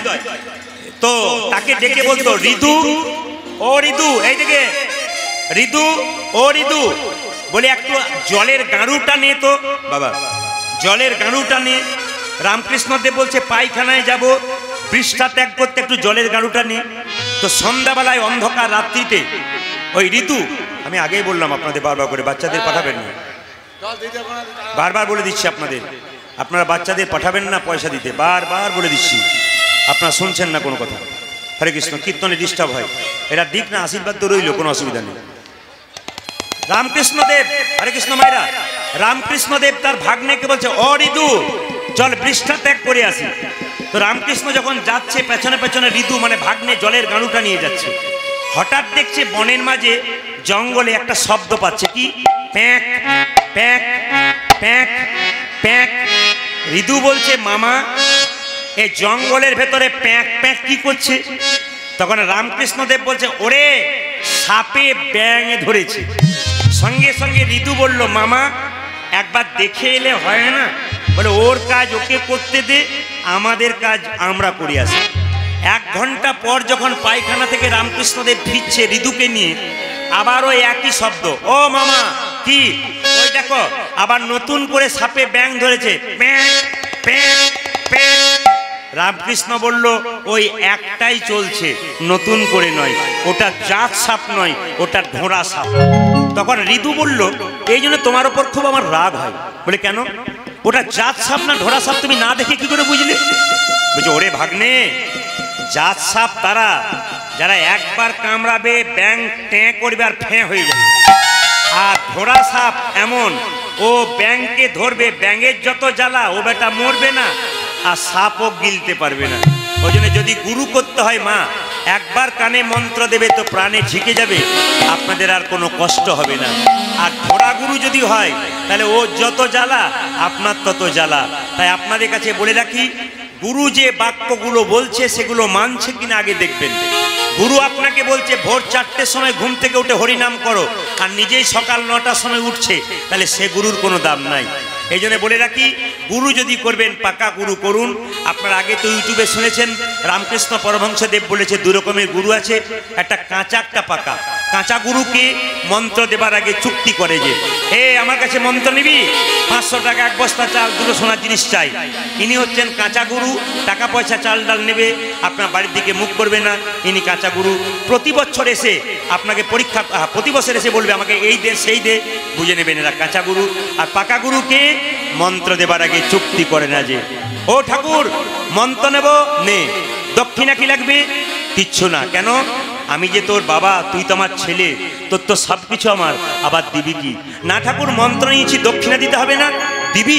তবে দে, তোর ভক্তিটুকু আমার চরণ তলে যে। যিনি আপনার ভক্তিটুকু চরণ তলে নিয়ে প্রতি বছর আপনাকে পরীক্ষা করে দেখবে আমি যে মন্ত্র দিয়েছি ঠিক ঠিক ভজন করছি কিনা, এরাই হচ্ছে পাকা গুরু। যখন আপনাদের আসরে প্রথম এলাম, একদিনের জন্য সুযোগ হয়েছে, ডেট দিতে পারি নাই, তখন আপনাদের জন্য কমিটির ভাইরা 5 মিনিট আপনার অপেক্ষা করুন, আমি ব্যবস্থা করে দিচ্ছি। মায়েরা সবাই লক্ষ্য করুন, আজকে কিন্তু 5টা প্রশ্ন আপনাদের সামনে দেব। যদি কেউ উত্তর দিতে পারেন এখানে দাঁড়িয়ে, তাহলে আমি এখানে কথা দিচ্ছি, যে উত্তর দিতে পারবে তাকে একটা রাজার রাজত্বে যত টাকা আছে সব টাকা আপনাদের দেওয়া হবে। প্রশ্নগুলো না না না সত্যি, প্রশ্নগুলো বলবো না, বাদ দিয়ে দেবো, জোরে বলুন। হ্যাঁ, অনেকে বলছে বলেন একবার চেষ্টা করে দেখি, হয়তো মিলে যাবে, না হয়তো কোনো ব্যাপার নাই। কিন্তু যদি প্রশ্নের উত্তর দিতে পারেন তাহলে ভালো, না হলে কিন্তু গলা কাটা যাবে। না না এখানে নয়, অন্য জায়গাতে। একটু প্রশ্নগুলো বলি আস্তে, হ্যাঁ একটু প্রশ্নগুলো বলি, একবার জোরে উলুধ্বনি দিয়ে দিন, তারপর বলছি। বেশ বেশ। এক রাজা, আস্তে, এক রাজ্যের রাজা ঘোষণা করেছে যে আমি 4টে প্রশ্ন করব, যদি কেউ উত্তর, 5টা নয় 4টা প্রশ্ন করব, যদি কেউ উত্তর দিতে পারে। যা মাপের মালা এনেছে তাতে আমার তো বোধহয় পা পর্যন্ত চলে যাবে। এটা ভালোবাসার মালা কিন্তু।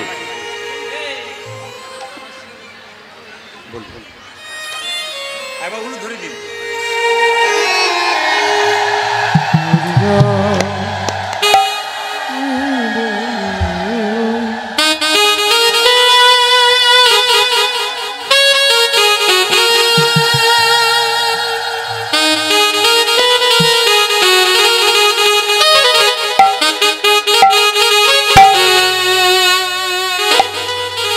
এক রাজা 4টে প্রশ্ন করেছে, আস্তে, যদি কেউ উত্তর দিতে পারেন রাজত্ব পেয়ে যাবেন। প্রশ্নগুলো বলি। প্রথম প্রশ্ন, সবাই মন দিয়ে শুনবেন এবং নিজেদের মধ্যে আলোচনা করবেন ঠিক হচ্ছে কিনা।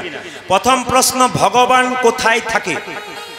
দ্বিতীয় প্রশ্ন, ভগবান কি খায়? তৃতীয় প্রশ্ন, ভগবান কখন হাসে? আর চতুর্থ প্রশ্ন, ভগবানের কাজ কি? আপনারা ভেবে দেখুন তো যদি পারেন কিনা। এই রাজা ঘোষণা করেছে, এক কাজ করো, ঢোলটা নিয়ে চারিদিকে একটু ঢোল বাজিয়ে জানিয়ে দাও, আরে জবর খবর, জবর জবর খবর। রাজার মনে 4টে প্রশ্ন জেগেছে, উত্তর দিতে পারলে রাজত্ব পেয়ে যাবে, রাজা রাজত্ব দিয়ে বৃন্দাবনে চলে যাবে। কিন্তু প্রশ্ন কি? ভগবান কোথায় থাকে? 1, ভগবানের কাজ কি? 2, ভগবান কি খায়? 3, আর ভগবান কখন হাসে? 4, আপনাদের কারো জানা আছে কি? অনেকে বলছে মোবাইলে তো শুনেছি, এই জন্যে বলবার চেষ্টা করব। আচ্ছা, এখন রাজার মন্ত্রী যখন ঢোল বাজিয়ে চারিদিকে গেল, কত পণ্ডিত এলো গেল ঘিরে, না যায় তার গোনা। রাজার যেমন প্রশ্ন তেমনি রইল, উত্তর কিন্তু ঠিক মিলল না। বড় বড় পণ্ডিতরা এলো কিন্তু উত্তর দিতে পারলো না, রাজার মনোমত হলো না। এখন মন্ত্রী যখন গালে হাত দিয়ে রাজবাড়িতে ঢুকছে, তখন একটা ভিখারির ছেলে রাস্তায় বসে পোড়া রুটি খাচ্ছিল ছেঁড়া কাপড় পরে। সে জিজ্ঞেস করছে, ও মন্ত্রী, বলে কি এ রাজবাড়িতে ভোজ হচ্ছে না? রাজবাড়িতে ভোজ হচ্ছে নাকি? রাজবাড়িতে ভোজ হচ্ছে নাকি? তখন বলছে কেন কেন?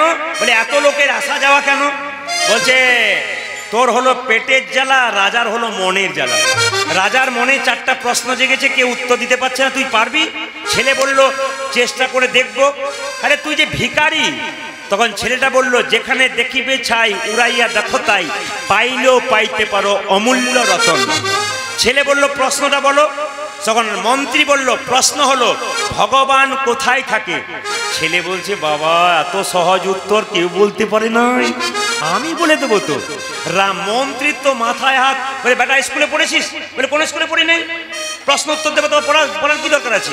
আচ্ছা ঠিক আছে, দ্বিতীয় প্রশ্ন, ভগবান কি খায়? ওটা তো আরো জলের মতো সহজ। মন্ত্রী তো চমকে যাচ্ছে, বেটা ভিখারির ছেলে ছেঁড়া কাপড়। এই তৃতীয় প্রশ্ন, বলে কি ভগবানের কাজ কি? বলছে ওটা তো আরো সহজ। বলে ভগবান কখন হাসে? বলছে বলবো না কি? বলে বলার দরকার নাই, রাজার কাছে গিয়ে বলবি, পুরস্কার পাবি। ছেলে তখন বলছে, তাহলে ছেলে পোড়া রুটিটাকে হাতে নিয়ে ছেঁড়া কাপড় পরে যেই না ছুটে চলেছে রাজবাড়ি। ওখানে কি হচ্ছে? কি হচ্ছে ওখানে? এই ওখানে ওই পেছনটায়। এই ওখানে কি হচ্ছে ওখানে? ওখানে দেখুন কি ওখানে কি হচ্ছে? না না ওখানে নয়, রাজবাড়িতে। মানে রাজা বলছে, আমি বলি নাই। কি বলছে? কে রে কে রে? ছেলে বলল আমি এসেছি। তুই কে? আমি তোমার প্রশ্নের উত্তর দিতে এসেছি। এত পণ্ডিত পারল, তুই পারবি কি করে? আমি পারবো। উত্তর দিতে পারলে তুই রাজত্ব পাবি, আর না দিতে পারলে তোর। ও মায়েরা এদিকে দেখান। রাজা বলল উত্তর দিতে পারলে রাজত্ব পাবে, আর না দিতে পারলে তোর। ছেলে বলল একবেলা খাই একবেলা খাই না, দিতে পারলে ভালো, আর না দিতে পারলে যাবো, কোনো অসুবিধা নেই, না খেয়ে তো মরছি, তো রাজার হাতেই মরবো। রাজা বল, মায়েরা আপনারা কেউ পারলেন না। ছেলেটাকে উত্তর দিচ্ছে, দেখুন একটা একটু শুনবেন, দাদা ভাইরা যারা আছেন কান খুলে শুনবেন। প্রথম প্রশ্ন, ভগবান কোথায় থাকে? ছেলে বলল আমি বলবো রাজামশাই, তবে 5 মিনিট সময় দিতে হবে। বলে কেন? না অনেক দূর থেকে এসেছি, এক গ্লাস শরবত হবে? রাজা বলল কে আছিস, এক গ্লাস শরবত নিয়ে আয় তো। যেই না এক গ্লাস শরবত এনেছে, ছেলে জিজ্ঞেস করছে রাজাকে, আচ্ছা রাজামশাই এটা শরবত? রাজা বলল হ্যাঁ। বলছে এটা যদি শরবত, তবে চিনি কই? চিনি তো দেখতে পাচ্ছি না। মায়েরা, রাজা তখন রেগে বলছে, এই জন্য তুই ভিখারি নইলে প্রফেসর হতে পারছিস। আরে জলের মধ্যে চিনি আছে, ও তো মানে চোখে দেখা যায় না, গুলে দেওয়া হয়েছে, দেখবি কি করে? জলের মধ্যে চিনি আছে, চুমুক দিলে বুঝবি ও জলে চিনি আছে, দেখে বুঝতে পারবি না। ছেলে বলল রাজামশাই আপনার এই গ্লাসটার মধ্যে প্রশ্নের উত্তর আছে, ভগবান কোথায় আছে? বলে কিরকম? বলছে জলের মধ্যে চিনি আছে, তা যেমন খালি চোখে দেখা যায় না, চুমুক দিলে বোঝা যায়, বিশ্ব ব্রহ্মাণ্ডের মধ্যে ভগবান চিনির মতো মিশে আছে। যে ভক্ত ভক্তির চুমুক দেয় একমাত্র ভগবান। তার মানে ভক্তি যার কৃষ্ণ তার, সর্বশাস্ত্রে কয় ভক্তি না থাকলে কৃষ্ণ দেখিলে কি হয়। আপনি মন্দিরে গেলেন, মহাপ্রভুকে দেখলেন, যদি মনে করেন ভেতরে খড় আর মাটি আছে তাহলে হবে না। পাথরকে ভগবান ভাববেন, বিশ্বাসে মিলায়ে বস্তু তর্কে বহুদূর। বিশ্বাস না থাকলে আপনি আল্লাহ বলুন, ভগবান বলুন, গড বলুন, কাউকে বিশ্বাস করতে পারবেন না। এই জন্য বিশ্বাসটা প্রথম চাই। বা তো প্রথম প্রশ্নের উত্তর পেয়ে গেছি। দ্বিতীয় প্রশ্ন, ভগবান কি খায়? ছেলে বলছে ভগবান খায় না। রাজা বলল কি করে বুঝলি? বলছে শোনো, আমরা খাই, আমাদের পায়খানা ঘর আছে, ভগবান যদি খেত মন্দিরের পাশে ওর একটা পায়খানা ঘর থাকতো। রাজা বলছে আশ্চর্য, ছেলের পাল্লাই পড়েছি রে বাবা, এ ছেলে তো দারুণ উত্তর দিচ্ছে। ভগবান খায়? ছেলে বলল রাজামশাই ভগবান খায় না, ভগবান দেখে। তুমি যে অহংকারের ভাবে এনেছো না প্রেমের ভাবে এনেছো, 4টা আপেল 4টে কলা নিয়ে গেলে, যদি ভক্তি ভরে নিয়ে গেলে, প্রেম ভরে নিয়ে গেলে, তোমার প্রেমটুকু ভগবান খায়, কিন্তু অহংকারে নিয়ে গেলে ভগবান সেটা ত্যাগ করে। মায়েরা, এইদিকে শত ভাইয়ের দাদা দুর্যোধন কৃষ্ণকে নিমন্ত্রণ করেছিল, তোমাকে এমন খাবার খাওয়াবো বাপ জন্মে ভুলতে পারবে না।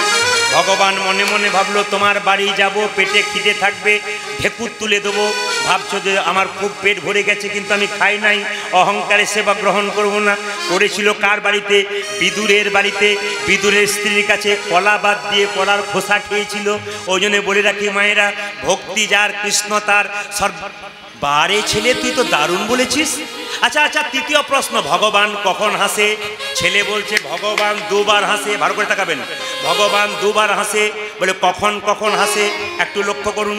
যখন দেখবেন ভাইয়ে ভাইয়ে ভাইয়ে ভাইয়ে দেখবেন দড়ি নিয়ে টানাটানি করে জায়গা নিয়ে, এ ওপাস আমার, আরে ওপাস আমার, আরে ওপাস আমার, যখন এ পাশ ওপাশ করে ভগবান তখন হাসে। এ পাশ ওপাশ করিস না, ওপর পাশে টেনে নেবো, তখন বুঝবি মজা। এ পাশ ওপাশ কোথায় পড়ে থাকবে। আর ভগবান কখন আসে? যখন আপনার বাড়িতে একজন অসুস্থ ব্যক্তি ছটপট ছটপট করছে, এবার মরে যাবে, ডাক্তার ডাকা হলো, ডাক্তার বলছে কাঁদছেন কেন, কাঁদছেন কেন, আমি তো ভালো করে দেবো। ভগবান তখন আসে। ভগবান তখন বলে ডাক্তারের সাহস কম নয়, আমার খাতাতে নাম উঠে গেছে, বেটা মরবে, আর ও বলে বাঁচিয়ে দেবো, ওরই গ্যারান্টি নাই ঘর পর্যন্ত যেতে পারবে, ওকে নিতাই গোল হরিবোল করে দেবো। ভগবান তখন আসে। আচ্ছা, তৃতীয় চতুর্থ কাজটা কি না, ভগবানের কাজ কি? ছেলে বললো ওটা কথায় উত্তর দেবো না, কাজে উত্তর দেবো। বলে কিরকম? রাজামশাই, ভগবানের কাজ দেখতে গেলে আপনাকে সিংহাসন থেকে নামতে হবে। রাজা বলল নামবো কেন? না নামলে উত্তরই হবে না। যেই না রাজা সিংহাসন থেকে নেমেছে, ছেলে গিয়ে সিংহাসনে বসে দিয়েছে। রাজা বলছে নাম নাম। বলে নামবো কেন? কাজ হয়ে গেছে। ভগবানের কাজ এই, কাউকে রাজা করা, কাউকে ভিখারি করা। তুমি ছিলে রাজা, আমি ছিলাম ভিখারি, আজ আমি হলাম ভিখারি, তুমি হলে রাজা। আমার কমিটির ভাইরা, বালুগ্রামের কমিটির ভাইরা অক্লান্ত পরিশ্রম করে হরিবাসর দিয়েছে। আমি সবার কাছে একটা নিবেদন রাখবো, এই গানটা আমি এখন গাইতে বলবো, আপনারা সবাই গাইবেন। ওনারা আপনাদের সামনে একটু আঁচল পাতবেন, আপনারা দেবেন সামর্থ্য অনুযায়ী, বেশি দেবার চেষ্টা করবেন। আজকে মেলা থেকে 500 গ্রাম জিলাপি বাড়ি নিয়ে যাচ্ছেন, আজকে ওটা নিয়ে যাবার দরকার নেই, ভগবানের নামে দিয়ে যান, আপনার লাভ হয়ে যাবে। প্রদীপ পালকে কীর্তনের শেষে বা প্রথমে 1 টাকা দেবার দরকার নেই, আমি তো টাকার বিনিময়ে এসেছি। ওই জন্য আপনাদের কাছে করজোড়ে নিবেদন রইল, আমার ভাইগুলো, আমার দাদাগুলো সবাই আপনাদের সামনে আঁচল পাতবে। যে আঁচল পাতবে মা, ভক্তি ভরে আপনারা 10 টাকা দেবার ক্ষমতা আছে, 50 টাকা থাকলে আপনি 30 টাকা দিন। যদি ভগবানকে দিন, ওনার কাছে ঋণ কিন্তু থাকে না, 30 টাকা দিলে 60 টাকা দিয়ে দেয়। কিন্তু আমাদের ওইটাই ভয়, কম দেবো, না না, কম দেবেন না, বেশি দেবেন, আরো বেশি পাবেন। সুদামা দিয়েছিল কি? ভগবানকে প্রেম দিয়েছিল, বহু কিছু পেয়েছিল। আপনি ভক্তি, প্রেম আর অর্থ দিয়ে যতটুকু পারুন আপনার সাহায্য করুন। দেখবেন মুসলিম সমাজে একটা নিয়ম আছে, জাকাত দেওয়া। এখানে মুসলিম ভাইরা অনেকেই আছেন। মুসলিম সমাজে জাকাত মানে কি? 4 ভাগের 1 ভাগ মসজিদে দান করবে। কোনো গরিব মুসলিম যদি 4 টিন ধান হয়, তার 1 টিন ধান অন্তত মসজিদে দেবে। হিন্দুদের জন্য বললো 10 ভাগের 1 ভাগ মন্দিরে দাও। 100 টাকা রোজগার করেছে, 10 টাকা অন্তত মন্দিরে দাও।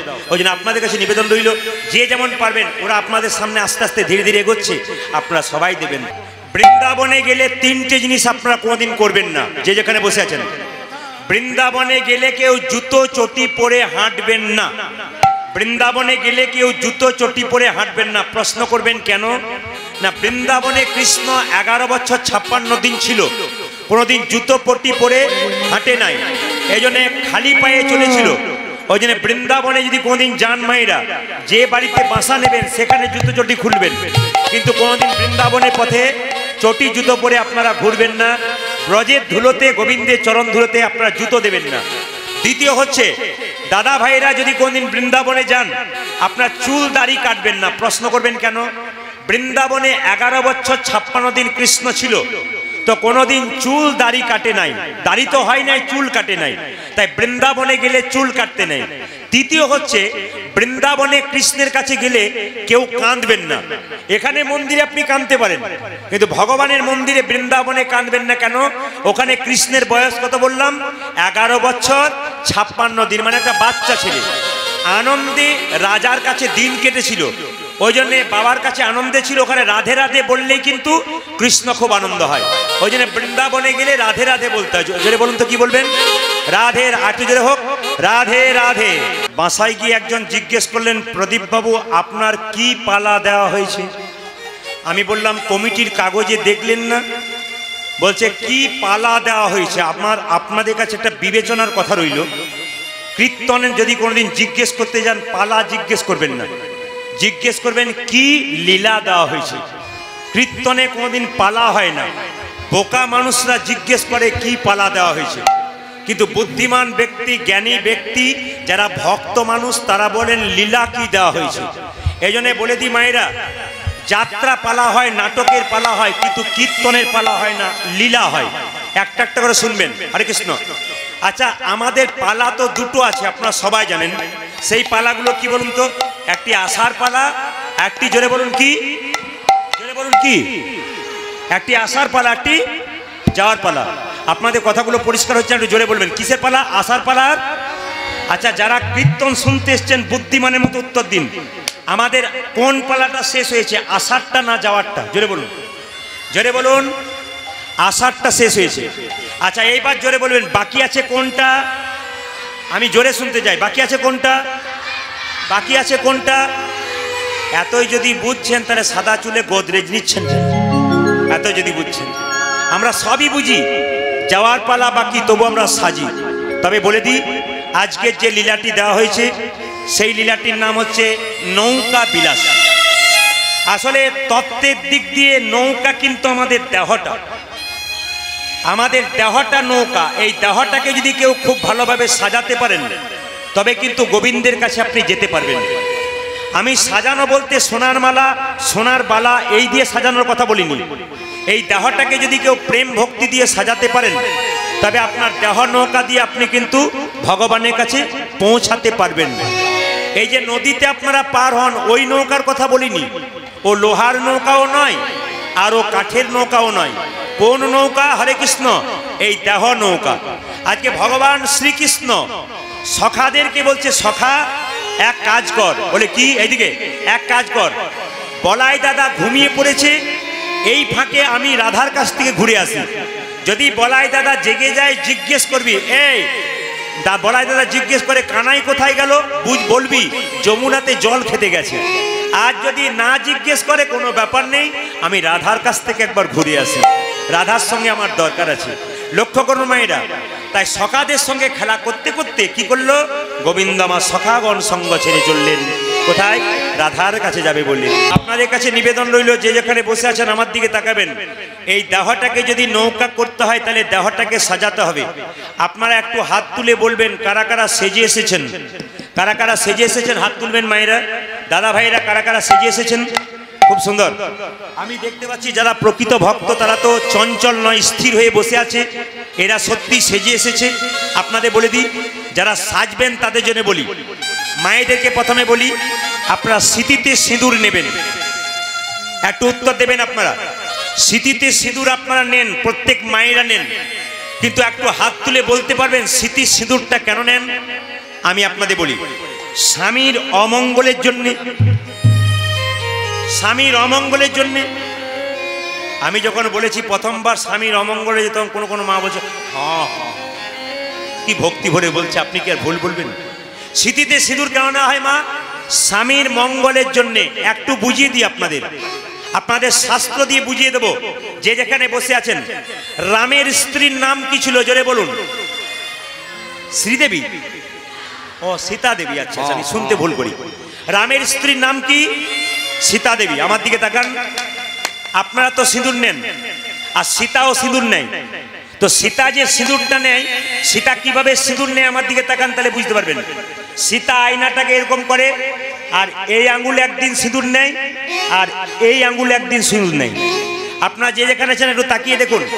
এই আঙ্গুলটার নাম তর্জনী, এটার নাম মধ্যমা।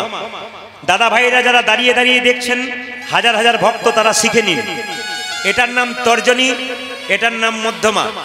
যে মেয়ে স্মৃতিতে এই আঙ্গুলে প্রত্যেক দিন সিঁদুর নেবে ভক্তি ভরে, ভগবানকে স্মরণ করে, তাদের স্বামী স্ত্রীতে বিবাদ কম হবে। যাদের খুব ঝগড়া হয়, তারা এই আঙ্গুলটা কাল থেকে, অনেকে ভাবছে আমরা তো ব্যবহার করবই, নইলে গন্ডগোল আছে, এই আঙ্গুলটা ব্যবহার করবেন। আর মায়েরা, একদিন এই আঙ্গুলে সিঁদুর নেবেন কেন? শাস্ত্র বলল, এই আঙ্গুলে সিঁদুর নিলে স্বামীর আয়ু লম্বা হয়। তবে একটা কথা বলি, স্মৃতি কিন্তু ভগবান আপনাদের সোজাতেই দিয়েছে। আপনাদের মালদা জেলাতে এসে যেটা দেখতে পাই, অন্য জেলাতে একটু আলাদা দেখতে পাই। আপনার সব স্মৃতিটাকে মাঝে করেছেন, অনেকে স্মৃতি সাইড করেছে। যে মেয়ে যত স্মৃতি সাইড করছে স্বামীর সঙ্গে সম্পর্ক তার তত সাইড হয়ে যাচ্ছে। এই জন্য আপনাদের কাছে নিবেদন রইল, হ্যাঁ দাদারা বলছে ঠিকই বলেছেন, হাততালি দিচ্ছে। এইদিকে যে মেয়ে যত স্মৃতিতে সিঁদুর সাইড করবেন তার কিন্তু তত তাড়াতাড়ি সাইড হবার ভয় থাকবে। আর যিনি স্মৃতির সিঁদুর মাঝে নেবেন তার সাইড হবার ভয় থাকবে না। এই তত্ত্বগুলো শুনবেন গানের মাঝে মাঝে, আপনারা মজা পাবেন যতক্ষণ থাকবেন। আপনাদের আনন্দ দেবার চেষ্টা করব আমি যতক্ষণ থাকবো। আচ্ছা তাহলে কাল থেকে সিঁদুর নেবেন দুটো আঙুলে, কোনটা? একদিন এই আঙুলে, একদিন এই আঙুলে। অনেকে পয়সা দিয়ে নেয়, ছোট্ট পয়সা দিয়ে, কয়েন পয়সা দিয়ে নেয়, অনেকে লোহার টুকরো দিয়ে নেয়, নেবেন না। তবে বলি, আপনার স্মৃতির সিঁদুরের কৌটোটা নতুন, আপনি সিঁদুরের কৌটো খুলেছেন, পাশের মেয়ে এলো, দিদি তোমার সিঁদুরটা একটু দাও তো। আপনি কিন্তু সেই সিঁদুরটা ওকে দেবেন না, অন্য কৌটো নতুন দেবেন। সিঁদুর দান করতে হয়, নতুন দেবেন, কিন্তু ওই সিঁদুরে ভাগ দেবেন না। কেন? সিঁদুরের ভাগ একজন নারী ছাড়া আর দ্বিতীয় জন নারীকে ভাগ দিতে নাই। ভালো করে শুনবেন কথাগুলো। এইবার বলি, সিঁদুর স্মৃতিতে নেবেন। সীতা সিঁদুর নিচ্ছে এইরকম করে, রাম ভক্ত হনুমান পেছন থেকে বসে আছে, বলছে মা। সীতা তখন বলে চুপ কর। বলে কেন? সিঁদুর নিতে গেলে পিছু ডাকতে নাই। মায়েরা দেখবেন যারা প্রকৃত সিঁদুর নেয় তা দেখবেন আড়ালে নেয়, বাড়ির ভেতরে কাউকে দেখতে দেয় না। কেন বলুন তো? যদি কেউ পিছু ডেকে দেয় না, ওই যে সিঁদুর নিতে গেলে পিছু ডাকলে অমঙ্গল হয়। যেমন দেখবেন রাস্তায় গাড়ি যাচ্ছে, বিড়াল যদি রাস্তা কেটে দেয় তাহলে যেমন অ্যাক্সিডেন্টের ভয় থাকে, ওই জন্য আপনি যখন স্মৃতিতে সিঁদুর নেবেন তখন এই পেছন থেকে কেউ ডেকে ফেলে না, ওটা কিন্তু আবার ঘুরে আপনাকে নিতে হয়। এটা মাথায় রাখবেন, আবার ঘুরে ভগবানকে স্মরণ করে নেবেন। যেমন গাড়ি যারা ড্রাইভার, যারা গাড়ি চালায়, তা দেখবেন যদি কোনো রকম বিড়াল পেরিয়ে গেল, ভগবানকে স্মরণ করে প্রণাম করে পেরোলো। কেন? বিড়ালটা জানিয়ে দিল যে তোমার আগে কিন্তু অ্যাক্সিডেন্টের ভয় আছে, একটু থেমে যাও। অ্যাক্সিডেন্ট 1 সেকেন্ডের মধ্যে হয়ে যায় উল্টো পাল্টা হয়ে গেলে। ওই জন্য বিড়াল রাস্তা কাটে, আপনারা সবাই জানেন।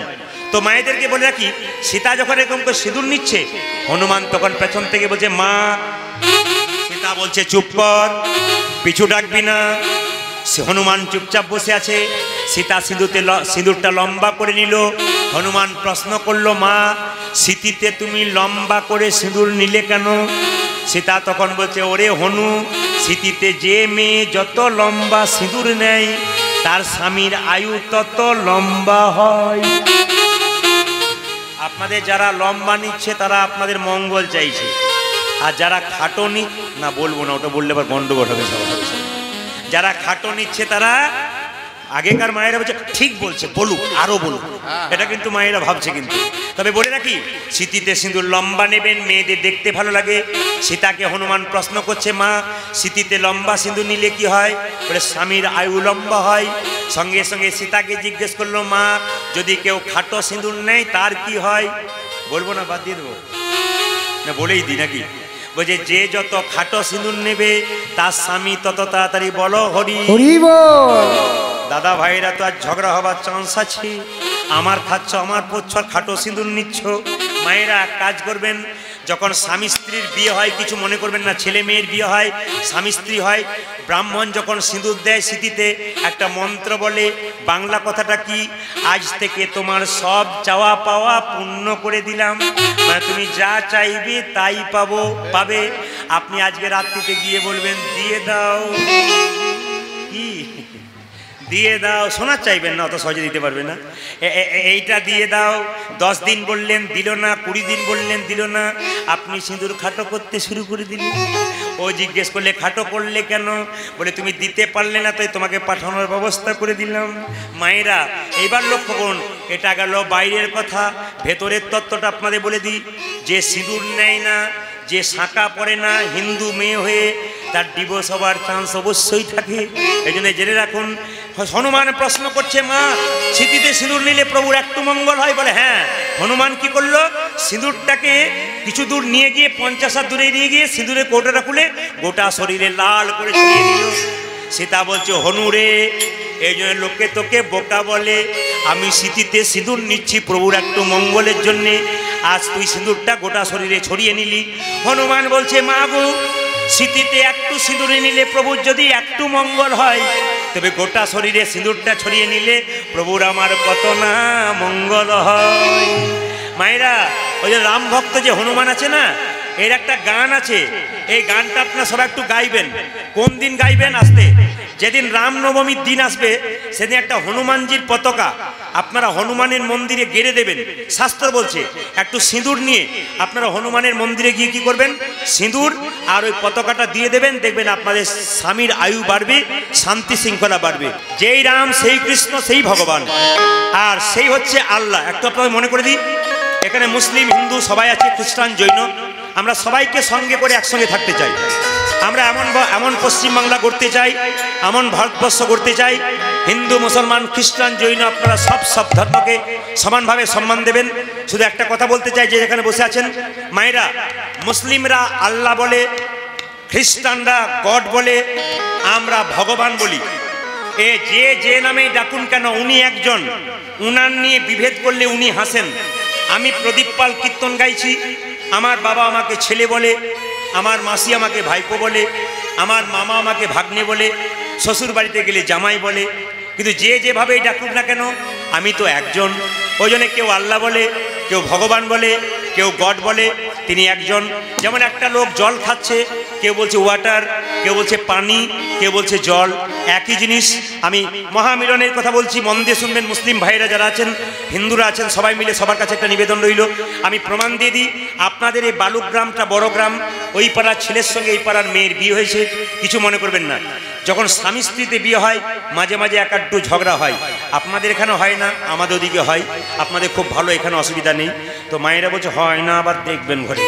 তো তাকান মায়েরা, এখন কথা হচ্ছে ঝগড়া হয়, তো স্বামী স্ত্রীতে ঝগড়া হচ্ছে। স্বামী বলছে বেশি যদি আমার সঙ্গে ঝগড়া করবে প্রদীপ পালের বাড়ি বীরভূম চলে যাব কিন্তু।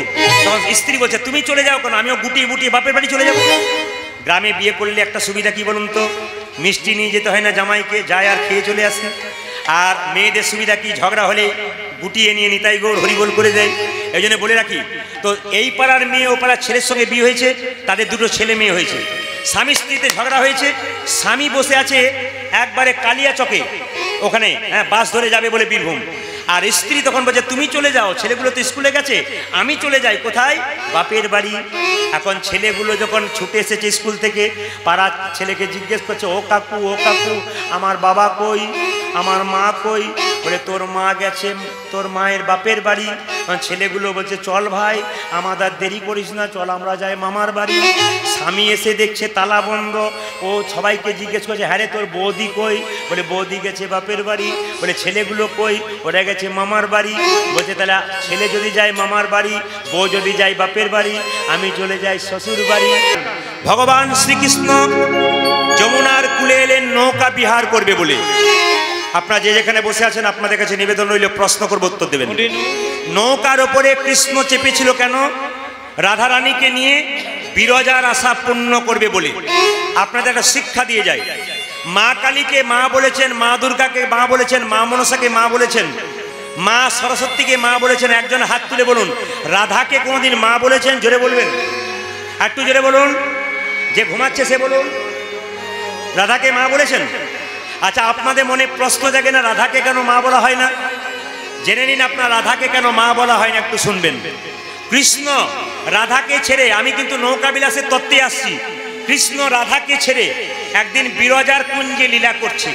যখন লীলা করছে শ্রীরামকে বলল শ্রীরাম তুই দরজায় দাঁড়িয়ে থাক, যদি কেউ আসে আমার অনুমতি ছাড়া প্রবেশ নিষেধ। নারদ মুনি মায়েরা বিনা বাজাতে বাজাতে ওই পথ দিয়ে আসছে। কোথায় যাবে বলে? না ভগবানকে দেখবে বলে। কিন্তু দেখার কোনো সুযোগ নাই। কেন বলুন তো? বিরজার কুঞ্জে কে দাঁড়িয়ে আছে? জোরে বলুন শ্রীরাম। মায়েরা নারদকে আপনারা চেনেন? জোরে বলুন হ্যাঁ না না, একটু জোরে বলুন। নারদকে চেনেন তো? আর এমনভাবে বলছেন যে আপনাদের ঘরের লোক বোধ হয়। না না, আমি ওই নারদের কথা বলি নাই যে আপনার কথা আমাকে লাগিয়ে দেয়, ওই নারদ নয়। কোন নারদ? যে ভক্ত আর ভগবানের মধ্যে মিলন ঘটায়, সেই নারদ বিনা বাজাতে বাজাতে চললো কোথায়? বিরজার কুঞ্জের দিকে। দেখুন বিরজা কি করে নদী হলো এ কিন্তু আপনারা সবাই জানতে পারবেন। বিরজা কিন্তু যমুনা হলো। সেই যমুনাতে নৌকা বিহার কেন করবে? কৃষ্ণ কেন নৌকা বিরাজ করবে তার প্রমাণ পেয়ে যাবেন। আর রাধাকে মা বলে ডাকা হয় না কেন তার প্রমাণ এখানে পেয়ে যাবেন। মায়েরা বিনা বাজাতে বাজাতে নারদ চললো কোথায়? বিরজার কুঞ্জের দিকে। নারদ বিনা বাজাতে বাজাতে কোথায় এলো? বিরজার কুঞ্জে। একটু জোরে বলবেন বিরজার কুঞ্জে কে ভেতরে ঢুকে আছে? জোরে বলুন কৃষ্ণ। কি করছে মা? রাধার সঙ্গে লীলা করছে। এই দিকে তাকাবেন, দরজায় দাঁড়িয়ে আছে কে? শ্রীরাম। রাধারানী বলল, এসো, আপনার একটু জয়দিন শ্রীমদ্ ভাগবত গীতা কি আশীর্বাদ করুন। আচ্ছা, যদি শ্রীমদ্ ভাগবত গীতা এই যে আছে, আমাকে এরা দিয়েছে, এটা দেখাতে চাই যদি কারো পড়ার ইচ্ছা থাকে শ্রীমদ্ ভাগবত গীতা। কিন্তু আমি একটা কথা বলবো, গীতা কিনবেন কিন্তু বাড়িতে গিয়ে গীতা পড়বেন না। তারপর যদি গীতা নেন মহাপাপের ভাগী হবেন। যদি গীতার মান রক্ষা করতে পারেন, সম্মান রক্ষা করতে পারেন এবং গীতাকে পড়তে পারেন, তাহলে কমিটির দাদা ভাইদের কাছে গিয়ে আপনার শেষে প্রকৃতভাবে গীতা নিতে পারেন। তার জন্যে তো আপনাদের কোনো পয়সা লাগবে না। এবার আপনার নেবার জন্য লাইন দিয়ে দেবেন, কিন্তু সেই গীতাকে নিয়ে আপনি অপমান করবেন, উইয়ে কেটে খাবে, হ্যাঁ, উই ঠিক হয়ে যাবে, কাপড় দিয়ে বাঁধবেন না, তাকে যত্ন করবেন না। গীতা মাকে আপনার সম্মান দেন। এটা ভগবান শ্রীকৃষ্ণের মুখশ্রিত বাণী গীতা, আর ভগবানের চরণ থেকে জন্ম হয়েছে গঙ্গা। এই জন্য আপনাদের কাছে নিবেদন রইল, এই যে গীতা আপনারা দেখতে পাচ্ছেন, কমিটির ভাইদের কাছে গীতা আছে। যারা মহৎ ব্যক্তি আছেন, রাত্রি 10টায় আমাদের কীর্তন শেষ হবে, আর 1 ঘন্টা পর আপনারা গীতা আপনারা ওখান থেকে নিতে পারেন, কিন্তু আপনাদের কোনো পয়সা লাগবে না। এটা একটা ভালো, মানে কি বলবো, কমিটির প্রত্যেক কমিটির কাছে যায়, কিন্তু এটা কমিটির একটা দারুণ জিনিস যেটা ওনারা দেখাতে পারলেন। আপনাদের কাছে নিবেদন রইল, যারা গীতা পড়তে পারবেন ভক্তি ভরে এই গীতা কিন্তু আপনারা নিয়ে আসবেন। বলুন শ্রীমদ্ ভাগবত গীতা কি জয়। বলুন শ্রীমদ্ ভাগবত গীতা কি জয়। শ্রীমদ্ ভাগবত গীতা কি। আপনাদের গীতা সম্বন্ধে বললাম, আরো বলবো, একটু ফাঁকে বলে দিই। ভগবান শ্রীকৃষ্ণ বিরজার কুঞ্জে শ্রীরাম শ্রীরাম শ্রীরাম তখন বলছে, কি হলো? দরজা ছাড়। কে বলছে? রাধারানী। না, ছাড়বো না। কেন? কৃষ্ণের নিষেধ আছে, ভেতরে লীলা করছে, দরজা ছাড়। শ্রীরাম বলছে, ছাড়বো না মা। মা বলে রেখেছে, ছাড়বো না মা। সঙ্গে সঙ্গে রাধারানী বলছে, তুই দরজা ছাড়বি না? তবে এই দেখ, আমি জোর করে। রাধারানী যেই না জোর করে ঢুকেছে, শ্রীরামের সঙ্গে সঙ্গে রাধারানীকে মাটিতে আছাড় করে ফেলে দিয়েছে। রাধারানী অভিশাপ দিল, শ্রীরামেরই তুই যখন আমার সঙ্গে দৈত্যের মতো আচরণ করিলি, আমি তোকে অভিশাপ দিলাম, তোর দৈত্য কুলে জনম হোক। বাবা, যারা কীর্তন শুনছেন জ্ঞানীজন তারা জানেন শ্রীরাম হয়েছিল শঙ্খচূড় দৈত্য। আচ্ছা মায়েরা বলুন তো, তুলসী দেবীর স্বামীর নাম কি? জোরে বলুন। শঙ্খচূড় দত্ত। আচ্ছা, আপনাদের মনে প্রশ্ন জাগে না, তুলসীর স্বামী কেন শঙ্খচূড় দত্ত হলো? একটাই কারণ, তুলসী মনে মনে গণেশকে বিবাহ করবার প্রস্তাব দিয়েছিল। গণেশ তখন বলেছিল, আমি তোমায় বিয়ে করতে চাই না, কিন্তু বারবার তুলসী চাপ দেয়। গণেশ তখন অভিশাপ দেয়, তোমার দৈত্য স্বামী হোক। এই জন্য দেখবেন মায়েরা, তুলসী পাতা সব পুজোতে যায়, একটা পুজোয় যায় না। কোথায় বলুন তো? গণেশের পুজোতে। কেন? অভিমান করে যায় না। এখন যেই না রাধারানীকে ফেলে দিয়েছে, রাধারানী জোর করে ভেতরে ঢুকে গেছে। রাধারানীকে তখন বলে উঠলো, রাধে তুমি যখন আমাকে অভিশাপ দিলে তোমার দৈত্যকুলে জন্ম হোক, তোমাকে অভিশাপ দিলাম, আজ থেকে পৃথিবীতে কেউ তোমাকে মা বলে ডাকবে না। আজ থেকে তোমাকে কেউ কোনোদিন মা বলে ডাকবে না। ওই জন্য মায়েরা সবাই শুনে নিন, শ্রীরামের অভিশাপ থেকে রাধাকে মা বলা হয় না। যদি কেউ প্রশ্ন করে আপনাদের কেন মা বলা হয় না রাধাকে, শ্রীরামের অভিশাপ থেকে মা বলা হয় না, তত্ত্বগুলো শুনবেন। এবার যখন কৃষ্ণকে দেখবার জন্য রাধারানী জোর করে কুঞ্জে ঢুকে গেছে, তখন বিরজা জলের রূপ ধারণ করেছে, জল, আর কৃষ্ণ সাপের রূপ ধারণ করেছে। রাধারানী ময়ূরের রূপ ধারণ করে ময়ূর সাপকে কি করে কামড়ায়, বারবার ময়ূর ঠোকর মারছে। তো সাপ কৃষ্ণ সাপ হয়ে গেছে, তার 3 জায়গায় ঠোকর মেরেছে। ওই জন্য কৃষ্ণের 3টে জায়গা বাঁকা। এই দেখুন, গ্রীবা, কোটি আর জানু, এই 3টে জায়গা বাঁকা। তখন সঙ্গে সঙ্গে বিরজা বলল, আমি যে জল হয়ে গেলাম, ওগো প্রভু, তাহলে আমি উদ্ধার হব কখন? বলছে, তুমি যেদিন বিরজা যমুনা হবে, তোমার মধ্যে নৌকা বিহার করব, রাধা গোবিন্দতে নৌকা বিলাস করব, নিতাই গৌর হরি বল বলে, সেই দিন তোমার উদ্ধার হবে। ও মায়েরা, কৃষ্ণের কটা বাবা? জোরে বলুন, কৃষ্ণের কটা বাবা? কেউ বলতে পারলে আমি খুশি হব। আঙ্গুল, বাবা, ভেরি গুড। আমার বয়স্ক বাবারা যারা আছেন তারা আমাকে আঙ্গুল দিয়ে ইশারা করেছে। কৃষ্ণের কটা বাবা? 2টো। একটা জন্মদাতা বাবা, একটা পালিত বাবা। মাও কিন্তু 2টো। কে কে বলুন তো? একটা জন্মদাতা মা, সে কে? বসুদেব, আর কি? দৈবকী। দৈবকীর গর্ভে জন্ম নিয়েছিল বসুদেবের ঔরসে। কিন্তু না, এই যে দেখান, কৃষ্ণের পিতা কেউ নাই, কৃষ্ণ তো জগৎ পিতা, জগৎকে শিক্ষা দেবার জন্য করলেন। তো লক্ষ্য করুন মায়েরা, কৃষ্ণ যখন জন্ম নিল তখন তার বাবা বসুদেবকে বলল, বাবা তুমি যখন আমার বাবা সাজলে, আমাকে মাথায় করে নিয়ে যমুনা পার হয়ে নন্দালয়ে দিয়েছো। মায়েরা লক্ষ্য করুন, যখনই কৃষ্ণের বাবা বসুদেব মাথায় করে নিয়ে যাচ্ছে কৃষ্ণকে, যখনই যমুনা পার হতে যাবে, যমুনা মনে মনে ভাবলো সুযোগ পেয়েছি, আজ আমার জল স্থির ছিল, আমি উঠলে উঠবো কেন, বাবার মাথায় থাকবে, ফেলে দেবো, আমি নিয়ে নেবো। হরিবল। লক্ষ্য করুন, এখন যমুনার জল যত বাড়ছে তত বাবা মনে মনে ভাবছে আমি কেমন করে নন্দালয়ে যাই, যেতে পারবো না। ভগবান কৃষ্ণ মা যোগমায়াকে স্মরণ করলেন। মা যোগমায়া কি করলো, শ্রীগালিনী মূর্তি ধারণ করে ওই জলের মধ্যে দিয়ে চলতে লাগলো। মানে মায়া শ্রীগালিনী কেন, সে দেখাতে চায় জল নাই। যখন শ্রীগালিনী মূর্তি ধারণ করে যখন জলটা পেরোচ্ছে, এখন দেবকী বসুদেব মনে মনে ভাবছে তো শ্রীগাল পেরিয়ে যাচ্ছে, কোনো ব্যাপার নেই। এইদিকে তাকান, শ্রীগাল যখন পেরিয়ে যাচ্ছে, শ্রীগালিনী মনে মনে ভাবলো চিন্তা নাই। হঠাৎ যখন মাঝ নদীতে গিয়েছে তখন দেখতে পেল শ্রীগালিনীটা আর নেই, মায়া শ্রীগালিনী। যমুনা তখন মনে মনে ভাবলো এইবার আমার মনের আশা পূর্ণ হবে। আমাদের দেখান, জল বাড়াতে লাগলো, বাড়াতে লাগলো। কৃষ্ণ মনে মনে ভাবলো, বসুদেব কি বলছে, বাবা আমি নন্দালয়ে যাব, আতুর ঘর থেকে আসছি, আমাকে আবার গা ধুয়ে নিতে হবে না, চান করতে হবে না। ভগবানের মনের ইচ্ছা দেখুন, যত জল বাড়তে লাগলো হঠাৎ ভগবান বসুদেবের কোল থেকে পড়ে গেল। আর যখনই জলে পড়ে গেল তখন সঙ্গে সঙ্গে বসুদেব চিৎকার করছে গোপাল গোপাল বলে। কিন্তু বসুদেব চিৎকার করলে কি হবে, সঙ্গে সঙ্গে বিরজার মনের আশা পূর্ণ হয়েছে। ভক্ত যদি ভগবানকে পেয়ে যায় তার আবার আনন্দ কত থাকে। সঙ্গে সঙ্গে যমুনা বলছে, ওগো গোবিন্দ, সেই দিন তুমি বিরজার আমার কুঞ্জে কথা দিয়েছিলে যমুনা হব, মনের আশা পূর্ণ করবো, করেছি, ছেড়ে দেবো না মায়েরা। কৃষ্ণ বলছে, হ্যাঁ গো বিরজা, তুমি তো যমুনা হলে, তুমি যদি আমাকে ধরে রেখে দাও, আমার বাবা মা তো কেঁদে কেঁদে পাগলিনী হয়ে যাবে, ভক্তরা যারা আমাকে দেখতে পাবে না, যাগযজ্ঞ করা বন্ধ হয়ে যাবে, ভজন বন্ধ হয়ে যাবে, তাদের চোখের জল কি তুমি ফেলতে চাও? বিরজা যমুনা রূপে বলল, প্রভু আমি কারো চোখের জল ফেলতে পাই না, চাই না, তবে একটা আশা আমার পূর্ণ করতে যায়, যেন যুগল রূপী দেখিতে পারি, যেন যুগল রূপে দেখিতে পাবে। আচ্ছা স্বামী স্ত্রীতে ঝগড়া হবে না, একটি মন্ত্র বলে দেবো, বলবো না বাদ দিয়ে দেবো? বাবারে মায়েরা বলছেন বলুন বলুন, ওনার সঙ্গেই তো যত গন্ডগোল। আমি বলে দেবো, তবে বলি, কোন স্বামী স্ত্রী সবচাইতে সুখী, কোন দম্পতি সবচাইতে সুখী? যার স্ত্রী বোবা আর যার স্বামী কালা, তার নাই কোনো জ্বালা। আচ্ছা জ্বালা আছে, জ্বালা আছে। আচ্ছা বলে রাখি, স্বামী স্ত্রীতে সম্পর্ক কেমন? হাত এবং চোখের মতো।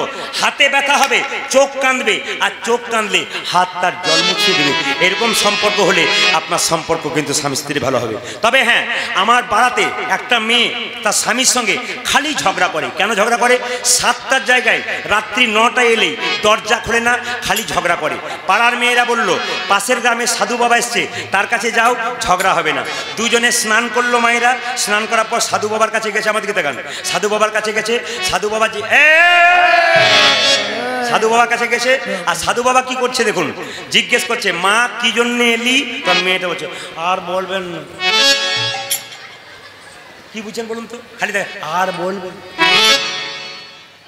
সাধু বাবা বুঝতে পারছে না কি ব্যাপার, কি হয়েছে বলবি তো? ওই উনি খালি এদিক ওদিক তাকায়, খুব চঞ্চল। 7টা জায়গায় 9টায় আসে, তখন সঙ্গে সঙ্গে বলছে, কি হয় বল? আর বলবেন না বাবা, খালি ঠকর বকর লাগে। তখন সঙ্গে সঙ্গে বলছে, কে বেশি ঝগড়া করে? মেয়েটি তখন দেখাচ্ছে, তখন বুঝতে পেরেছে যে মেয়েটি বেশি ঝগড়া করে। স্বামীকে বললো, তুই চলে যা, তোর ব্যবস্থা করে দিচ্ছি। তখন সঙ্গে সঙ্গে সাধু বাবা, এদিকে দেখা, সাধু বাবা দেখাচ্ছে, ও মা, ও বৌমা, এদিকে আয়, বস, তোদের ঝগড়া হবে না কোনো দিন। এই দেখ, ফুসফুস করে মন্ত্রপুত জল দিলাম, এই জলটা হাতে নিবি, দেখবি ঝগড়া হবে না। বলে, কী করে ঝগড়া হবে না বাবা? বলছি, যেদিন 7টার জায়গায় 9টায় আসবে, তুই দরজা খুলবি না, ঝগড়া হবে না, 5টা কথাও বলা হবে না, জলটা নিবি, মুখে ভরবি, গিলবিও না, ফেলবিও না। কি বুঝলেন? কি বুঝলেন আপনারা? গিলবিও না। এই যেমন কমিটি গীতা দিয়েছে ফ্রি, পয়সা লাগবে না। যদি কারো বেশি ঝগড়া হয়, এই জলটা দেবো, কোনো টাকা লাগবে না, যার দরকার তার নিয়ে যাবে। ঝগড়া হবে না কেন? মুখে ভরে নিলে আর ঝগড়া হবে। আচ্ছা, বোবার কোনো শত্রু আছে জোরে বলুন? বোবা। আচ্ছা মায়েরা, ভগবান কান কটা দিয়েছে? 2টো। চোখ কটা দিয়েছে? 2টো। আর মুখ কটা দিয়েছে? 1টা। দেখতে, শুনতে কটা বলেছে আর বলতে কটা বলেছে? বলতে বলেছে একটা, শুনতে বলেছে দুটো। আমরা শুনি বেশি না বলি বেশি? জোরে বলুন। আমরা বলি বেশি, শুনি কম, এই জন্য